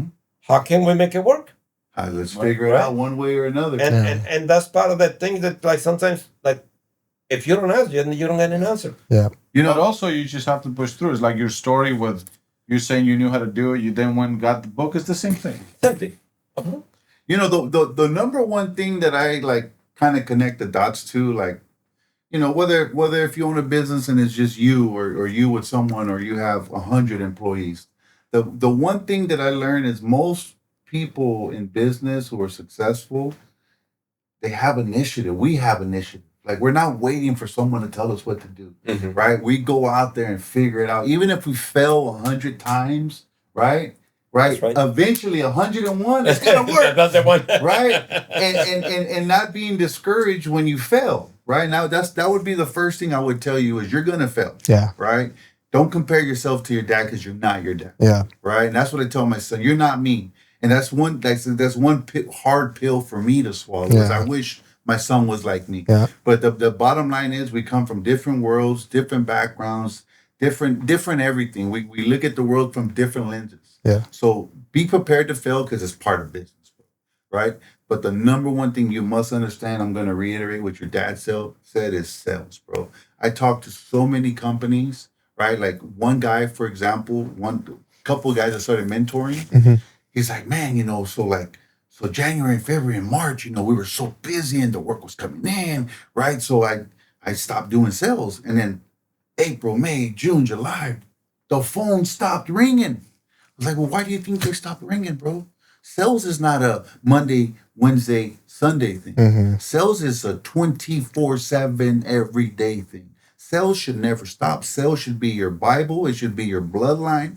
It should be everything in business, bro. Sales, if you hire, everyone should be doing sales. You should be doing sales, teaching people how to do sales. Sales should never, ever stop. And the second thing I see people going out of business, they're never marketing anything. Like you need to be suited. Like you come from a very young generation. And that's something I've really been. Hear me what I'm saying. I tell people, I want the world to know who I am and what I do and what I'm selling, right? You have the world in the palm of your hand, that phone. Yeah. And if you're not utilizing that, if you're not being loud about who you are, what you do, how you service, where you service, you want the people to know your goals, your ambition. You want them to know everything, right? and you want that on repeat Monday through Sunday. You want it on LinkedIn, Instagram, Facebook, Snapchat, whatever avenue you can put it on, bro. So that'd be the first challenge I would tell you, bro, is let's get together, let's talk, and maybe I can point you in similar direction, but differently. I would love for that. I would love that. That sounds like a very good opportunity. Yes, sir. Yeah, Yes, sir. take him up on it. Seriously, the best salesman I come salesman. across. I don't know. Next to this guy, Well, I want to go over some quick little stats that I put together just because I know we were going to talk to you guys. You guys are a Latino business. And just curious, I won't go through all of them, but just a few. Curious what you guys think about those. So there's 5 million Latino-owned business in the United States, generating over $800 billion every year. They employ about 3.5 million people and bring $650 billion in revenue annually. And then this one was crazy. Well, here there's two more. Latino GDP is $4 trillion. If we were a country, it would be the 5th largest economy in the world. Wow. The 5th. And this last one, this one was crazy. This one kind of blew my mind. So Latinos make about 19% of the U.S. population, but we only own around 8% of businesses with employees. That gap matters, and this is why. If we own the same amount of businesses that we have in population, the economy, the U.S. economy, will see an extra 1 trillion in revenue and 250 billion more in payroll per year. That's insane, brother. Wow. It's like our community is powerful. And I wish people knew and actually acted on it. And this is why we like to do this type of stuff, because we have to share more. We have to help each other out. Absolutely. If you can mentor somebody, if you can help somebody of all kinds, but certainly in our community, we're a really powerful community, and sometimes we're divided. And these stats, to me, were just mind blowing. I'm curious to hear what you guys think about them. Man, so what do you hear? What do you hear when you hear something like that? Like I don't know what you guys make a year, right? But what do you hear as far as, man, how can I do what we're doing in 1 year? How can I triple that? Well, those stats to me sounds like opportunity. So with all those stats being said, it's like there's all this opportunity for work, because as we know, our people, we work. That's what we do. We work, and we work hard. Yes. And those stats are just insane. Billions of dollars, just like an extra $1 trillion if we would to own 19%? Yeah. Yeah, that's it's a crazy amount of number. Yeah. So my question for you is, who do you have to become to take the torch that he's given you to take it another 100 yards further, right? Because one thing I've learned is what got me here to this point in my life isn't going to get me here. So in order for me to get here, I have to change internally. I have to change the books that I'm reading, the people that I'm hanging around with. I have to erase my bad habits, right? I have to be able to change the way I think, the way I look at the world. I have to put myself in different perspectives, right? Because, I accomplished a lot of great things at this point. But as you know, and you're going to learn, and in business, there's different levels to everything, right? And we have to change in order to get to that next level, right? Yeah. So the first thing I would tell you is if you're not reading books, right, you have to read books. You have to read books that is going to point you in that direction. If you guys have any that you guys, I got yeah. Once we start the mentorship program, I'm gonna put you on the homework. All right, it sounds good, man. Because honestly, bro, like me reading the book, reading any kind of book is going to give you cheat codes that 99% of your competition is not doing. They're not And reading the I books. learned that so fast because when I go to business conferences and I talk to people in my same industry, I realize really quick, man, this guy doesn't have a clue in comparison to what I know or what I'm doing or how I'm doing it. And a lot of the cheat codes come from the books that you read. You dig what I'm saying? Yeah. And you can read it, but if you're not Absorbing it. if you're not putting it into action, then you're not learning nothing. You know what I mean? Yeah. Bro. You have to act on what you learn. Yes. Yes. Got to. So go ahead, sir. Go ahead. No, I said that that's kind of one of the advice that I have always mentioned to them. Yeah. I said you gotta pick up a book. You gotta be able to read. Yeah, it is. Right? It's like Yeah. But they just this is the dad telling the son, right? You know how that goes, right? But I think you know how that goes, right? but sometimes, like my son and man, I want to get them sometimes. They listen, but sometimes it just takes a different perspective to tell. Like there's things that I tell my son all the time. Like, man, I've been telling you that shit for fucking 15 years. this guy comes from out of nowhere and he tells you the same thing. And all of a sudden, there we go. I got that one. like, you know, I know. I saw him. He was staring daggers at me when he was like. I know because I my son. Yeah. But Asshole, I just told you the same. your kid, just like you, Max. I think, in my opinion, you guys' generation, like, you gotta take these businesses from survival mode. That's why they started it, to thriving, to a different scenario, right? Because, you can't carry this business in the same way that it started in survival because you're not in survival. Yeah.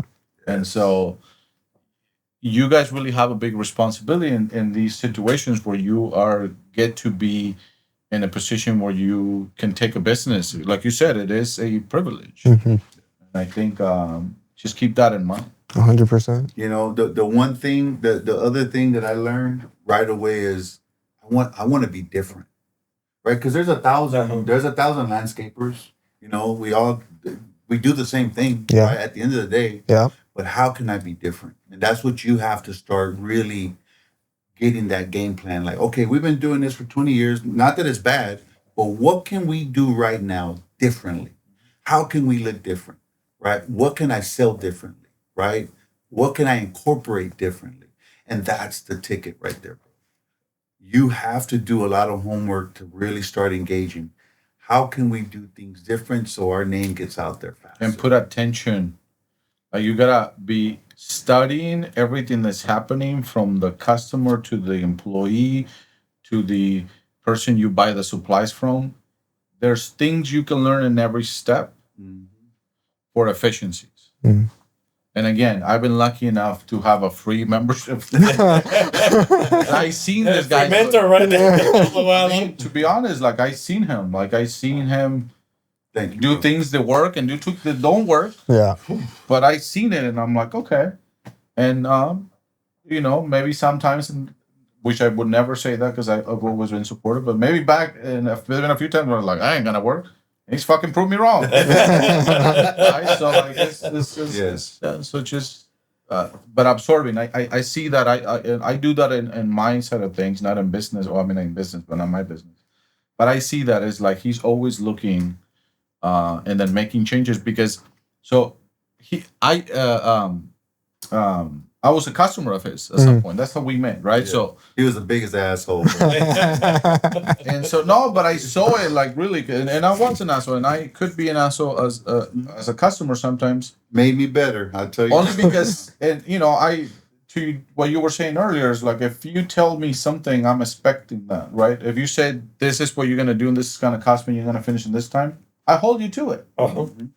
And so if that's being an asshole, yeah, I'm an asshole, but a good one. But seeing I've done that to a lot of different vendors that I work with, and to be honest, a lot of them not only do not improve and listen to what I'm saying, they get worse. Or the worst ones, like now act like I owe them something. They won't pick up the phone. It's like, well, I can hire somebody out. Like, it's not a big deal.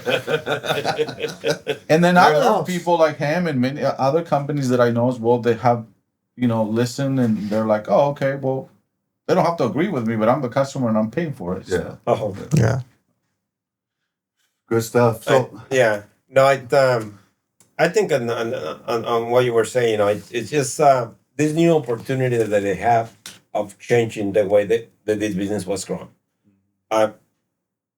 I came to the States with only 9th grade education, right? That's all the education that I have, right? But then, like we mentioned earlier, I was early, when I got here, I was like, first thing I got to learn English, right? Because I saw that like an impediment for me to communicate, right? I didn't like that feeling, that I had it, going with my brother to the store and just kind of, right? And I have always been able to kind of pick on myself. I pick up a book, pick up this, reading a little bit, being able to kind of educate myself a little bit on what I want to do, even just on this. One of the things that we struggle, especially in our communities, the financial part, right? Financial literacy. The financial literacy, right? Yeah. And not only on business, it's just retirement plan, savings, right? And people created a business and work all their lives and they never save it for retirement, right? And it's just that part of the business, but we lack of that part of the education because we're afraid. As the Latinos, we don't like to tell you how much money you have in the bank because you might steal it from me. Yeah. Right? Yeah. But that goes to what I was saying earlier. Is because we're stuck in survival mode. Exactly. Right? It's like you get here to this country in survival. You're trying to do better. You're trying to have a better life. And then you start having a better life. You start making more money. You forget to change your mindset. And it's also what he was saying. Is like you either change yourself. What got you here doesn't gonna get you to the next place. And the early hustle of you coming in, that's what the hard work. That's what got you to a certain point. But then you gotta move to bigger things in your mind and your body. Like otherwise, you just get stuck. Yeah. And that's you're very right. A lot of people, they don't even have a savings, which is crazy. Yeah. So I know we're getting to the end here, and this is the question I have to ask you, right? I'm curious. Max, listen. That's for you, man. You're next, bro. You're next. But I want you to look into that camera, right? All right. I want you to talk to yourself 10 years from now, right? Where do you expect to be 10 years from now? Where do you expect the business to be? Where do you want your life to be? Where do you want your next dream to be? Right? Where is your next plan? Where do you see your kids? Where do you see your kids? Right? And a message you would leave to your employees. On my next 10 years, I would like to see myself partially retired, not full retired. But I will like to see both of my kids, completely, engaged on their careers, on their my daughter she's doing, finish up his college, and Max, is stay on the business and completely engaged, changing the survival mode of the business, right? And taking it up because from now on, it'll be his future, right? It'll be his future if he wants to build it into this business. That's where he will be able to take off. Grateful for all the employees that I have had over the years and the ones that we have right now. Grateful for them, and hopefully some of them will stick around, to be able to continue working with Max. If the new ones that come around, then they'll be under his batoon, and being able to guide him and take care of him. Absolutely. That's what I would kind of like to see myself on it. Right on, So man. we'll see. What about you, Max? So you look into that Where camera. do you see yourself not only in business but personal, love life, everything? 10 years. 10 years. See, it'd be 36. Let's see. You're still young. You're still gonna be young, bro. In 10 years, I would have liked to make those failures that we've talked about and grow through those failures and help me succeed in growing this business that my dad's worked so hard to build over these years. I would also love to have my own family. You know, I'm really big into my family. We have such a big family. We've always spent so much time with them. So that's a very big part that I would like to keep very close to me, because that's something I hold very close to my heart. My family is number one. And it's just overall, just work hard, learn, absorb, be a sponge, and learn from everyone, everything. Don't give up and just try. You know, try anything, because that's all I can really do is just try it as much as I can. And no matter if I fail or succeed, know that I gave it 100%, and that's all. I gave what I gave. Yep. Yeah. Kind of like Jiu-Jitsu, right? Exactly. You show up, you get it up, then you get up and show up the next day. That's it. Exactly. Exactly. No matter if your knee hurts, your back hurts. Yeah. No, bro. Right? Yeah, This was awesome, man. This was awesome. Well, let's throw a little wrench there and Yeah. ask the fun question. So we'll start with you. So if you can be any animal in this world, what animal will you be and why? If I could be any animal,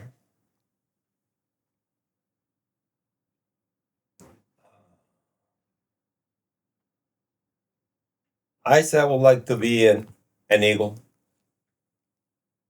Right? And That's a good choice. at one point in my life, I want to be able to have the freedom, spacing out, and I want to be able to hover and overlook, over the surroundings, the family, and then being able to be there for them as much as I can. That's awesome. Yeah. How about you, Max? Well, for me, everyone at Jiu-Jitsu knows that we do a little bit of hunting every now and then. So I feel like I have this connection with bears. As you know, we do bear hunting. And So you brought the bear sausages. yeah. Dude, we're good. They were amazing. Really? Yeah. Sorry, I cut you off. No, you're good. Yeah, no. Well, I just think that it's just like this strong animal that's like, it lives in solitude, but it also has that strength to go and travel all these mountains, and like it hunts for its food. It's strong, and they're beautiful creatures. I love bears. Yeah. That's well put. I like that. Thank you. Well put.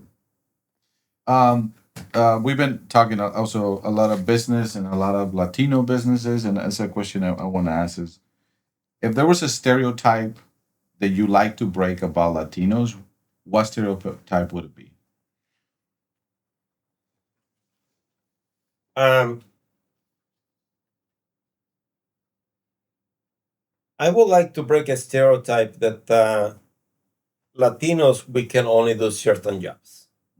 Like we can only do certain jobs. Like either you can just be a gardener, a landscaper, or you can just go and do, a cleaning service. Fix your shirt. I think that Fix your shirt. Unless you want to be an OnlyFans, we can put that.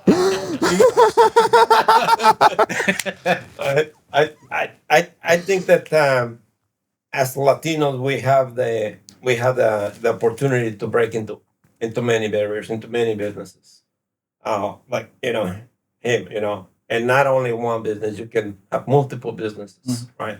And that's ultimately what is gonna set you apart. That's what is gonna put you up on the lookout on the outside of the scope, right? Yeah. We don't need to set limitations for ourselves. No.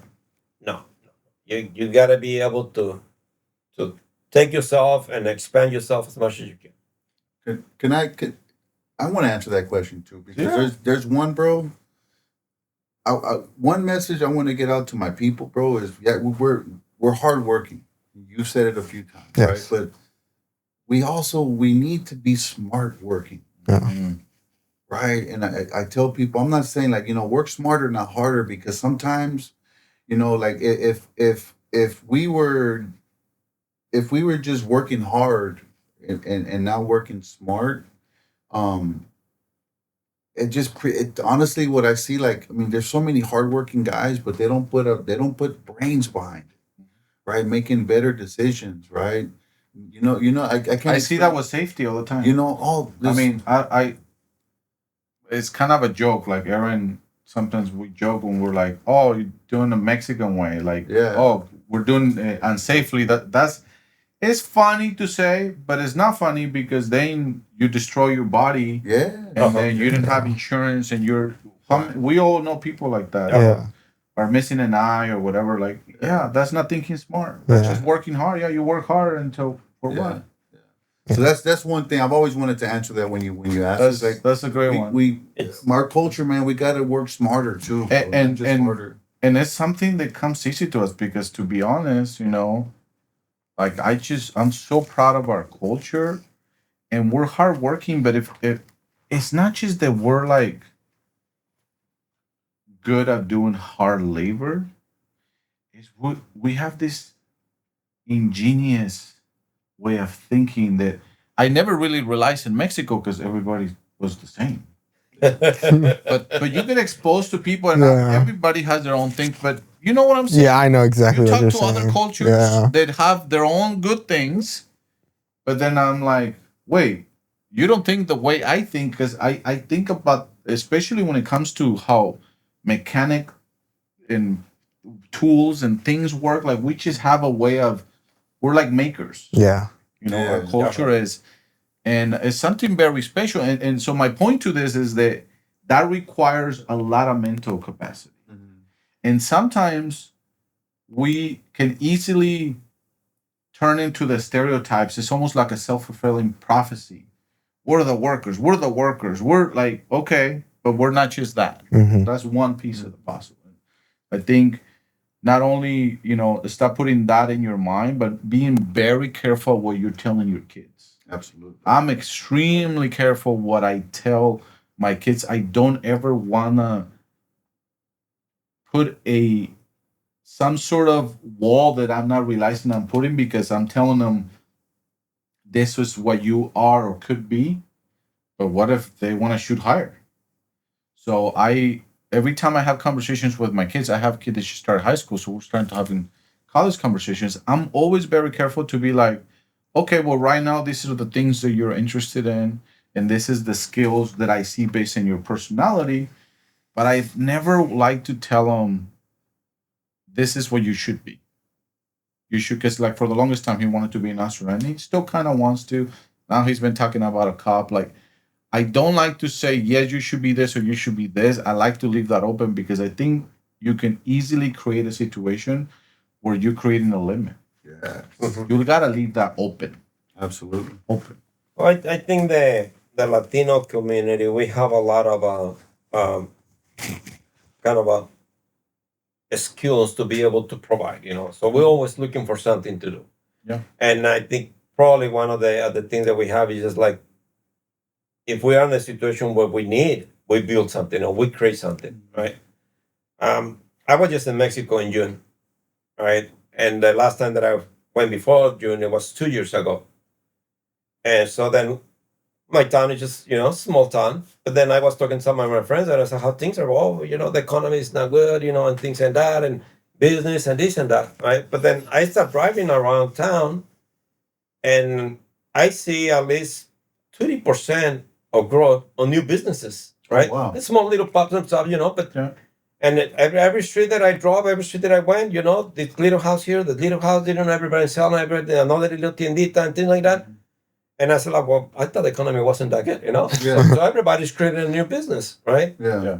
But it's just the need sometimes that we have, that if we don't have a job, we got to find out a way to bring some money, right? We got to be able to provide. We got to be able to do something. A hunger. Yeah. I would say a hunger. And it's just like, and we have seen that grow over the years in the United States, because we can see that guy, that comes out with the taqueros, the loncheras, and all these guys, the pollos asados and things, every weekend, and they're all over the place, right? And it's not that these guys don't have a job. Some of these guys have a regular job the whole week, but on the weekend, they're creating something, they're building something. Because why? Because they want something else. They're looking for something different. and that's where they start, right? So that's kind of one of those things that you gotta have. You gotta have the hunger to be able to go and do something. Yeah. And I think our culture has it. We come from so many amazing peoples that it goes beyond the Aztecs and the Mayans. That if you tap into that and realize where you are, even somebody like me that is obviously very Spaniard, like I'm like, I got like 35% native Mexican, but it's in my blood. Yeah. And it's important. I know people like to get kind of like, oh, like you can't be proud because technically, you're like a mix, like whatever, dude. It still runs in my blood. Yeah. So, but talking about the same thing, is there something, and Max was saying earlier how like he's kind of relearning how to learn more Spanish and stuff, typical thing that all parents that have Spanish speaking kids or English, they go to English school here deal with is like, they start speaking English less. They kind of start not following the traditions the same. Is there like a tradition that you love that you're like, I hope Max and his kids and his grandkids carry on a Mexican tradition that you want them to continue to carry that you love? Well, I think most of the tradition, like anything that is related on the family, we celebrate it. You know, we celebrated anything. I mean, it can be from one of the kids' birthday to to a holiday. That will bring us together. It's just the part where we get together and we celebrate it. Now you brought up part of the English and relearning the Spanish, right? Even though when they started school, and him and sister they started school, and they start going from Spanish in the house to English, and they start growing. Once they know that you understand English, right? That's what everything. That's why it's easier for the first one because they'll talk to you in English, even though that you answer in Spanish. They know that you understood. Yes. Right. Yeah. And you can talk to them as much as you want in Spanish, but for different time and period, what they kind of block themselves because that's what they're doing in the school and sports and whatever they're doing. That's what they're doing. It's natural. Yeah. Right. My kids, trust me, I fight with my kids like that. Yeah. And I force them to watch stuff in Spanish sometimes, but it was easy with the first one, right? With the first one, he didn't know any better. My Justin, my oldest, he didn't realize you can watch cartoons in English until he was like 5. Right? Like, all his stuff was in Spanish. Like I forced him without him knowing, but I could not do that trick with the other one because his brother's watching stuff in English and he's talking to him in English, and so it gets harder. So obviously, my oldest speaks a lot more Spanish than my youngest. They're both. Even though my youngest is really, really trying, I said that before, but I offer him $1,000 if he can become fluent in Spanish. Oh, wow! So he's trying. He's really trying. Yo sí sé Nintendo. Vámonos. Yeah. Nintendo in Spanish. Right? I have. So I want to ask this question of both of you, and whoever wants to go first can go. What is the most proud you are of each other? So what's the most thing you're proud of, Max, and vice versa? I'll go first. I think the most thing that makes me proud about my dad is that he has never ever gave up on anything. I've never seen him not finish anything. My whole life, he has always, when he put his mind to something, is done. Even if it's something like fixing one of our machines at work, he somehow finds a way, and then the next day, it's working. So just little things like that is probably what makes me so proud of my dad, because it's like, he's always been there, Soccer games, basketball, all that stuff was there. So that's probably what I'm really proud about. Right on. That's beautiful. Thank you. I'm really proud of Max, of the young man that he has becoming and that he's becoming. He growing up, he struggled a lot through school, and but he's maturing. He's maturing. He's kind of evolving. and to the young man that he's turning out. And I think he has a great future. I think he's going to do really well.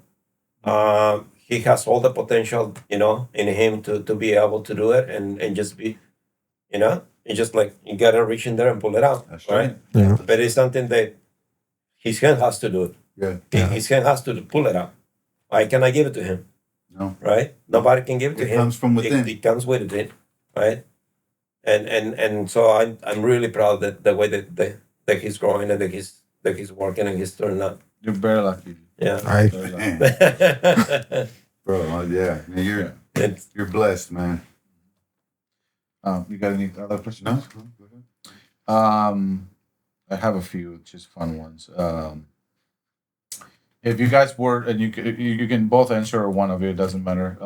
If you win the lottery tomorrow and win $100 million, what are the first three things you will buy?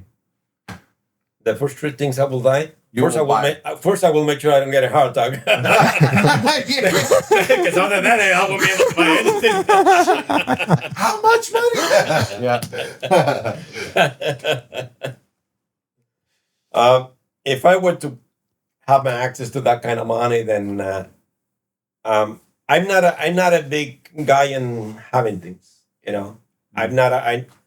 I don't need to have the big fancy car. I don't need to have the big huge house. Right. Right. I'm a very humble person. I would like to secure my families. I would like to make sure that they keep able to to secure.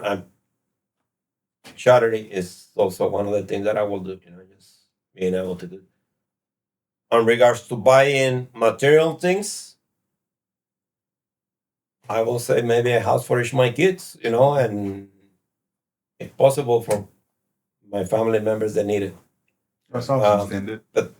Nah, not a car. Max is here is like, oh man, I gotta change mine. Yeah, hold on. Penthouse in Vegas. Buy a couple bears from a back. Yeah. The tiger, that I saw on the Why are you blushing for it, bro? I mean, you're not wrong. I mean, for me, if I were to win the lottery, it would I'd go around the same lines, a little bit different, maybe have a little more fun with it. I'm a little younger. Absolutely. So once I get my family right, then I would like to buy myself a real nice truck and just go travel all over the United States. I would like to go. I love being out in the outdoors. That's my place. I love being there. So if I can go and drive up a mountain and find some awesome random waterfall, let's do that. That's what I like to do. That's awesome. Yeah, so I think that's what I would do with that money. Yeah, simple, yes. Yeah. Humble, man. All right. Well, if you guys want to, we're at the end of the podcast. If you want to look at the camera, either one of you, and say what your business is, how they can find you, and anything else that you want to promote. Okay. Well, thank you for the podcast. It's been a real good time. What's your meeting you both? And you can find us on Instagram at Ortiz_landscape. You can also find us at our email at ortizlandscape65.gmail. My personal Instagram would be Ortiz_Max99. And just come and take a look, give us a call, and we do amazing work, and I would love to provide some amazing work and find some new clients. Right on, man. Right on. Well, thank you guys. Okay. Yeah. Guys, you know the drill. Follow, like, and subscribe. Leave us a comment. It only takes you a minute. You leave comments for all the bullshit you shouldn't be leaving comments for. So come on, leave a positive comment for this. Hey, yeah, and I know people who can make your yard look beautiful. So if you want your yard to look beautiful like a dream vacation, get a hold of the Roots of Ambition, and we'll point you in the right direction, baby. And Yes, Carlos, Thank you, guys. Thank Carlos, you for having us. it was And a pleasure meeting you guys. Yeah. And Right. man, we need more fathers like you. Salud. Yes. Cheers, brother. Cheers. And for all the viewers out there, well, thank you for tuning into the podcast and listening to it, and to all the Latino community. Just Right. keep going, keep working on it, Si se and, puede, si se puede. look for that advice. Yeah. It's available. Burn the ships. Burn the shit. Burn them all the way down. So we have a It starts with a fire you can't ignore, a whisper that says you were made for more. No happening. Just guts and a vision, no plan B, just the roots of ambition. We left the horror, no lifeline, no crutch. Just hustle in our hands and a dream to clutch. Fear in the mirror, but we faced it loud. Cause fortune only favors the ones who bow out proud. Burn the ships, no churning around. Put our backs to the edge and our feet on the ground. We talk about the climb, the grit and the scars. The roots run deep and the dreams reach far. Yeah, these are the roots, yeah, the roots of ambition. Stories of risk in it all with conviction. From fatherhood to building a brand, we talk about the moment you finally took a stand. It's heart, it's truth, it's vision. This is the roots of ambition, yeah.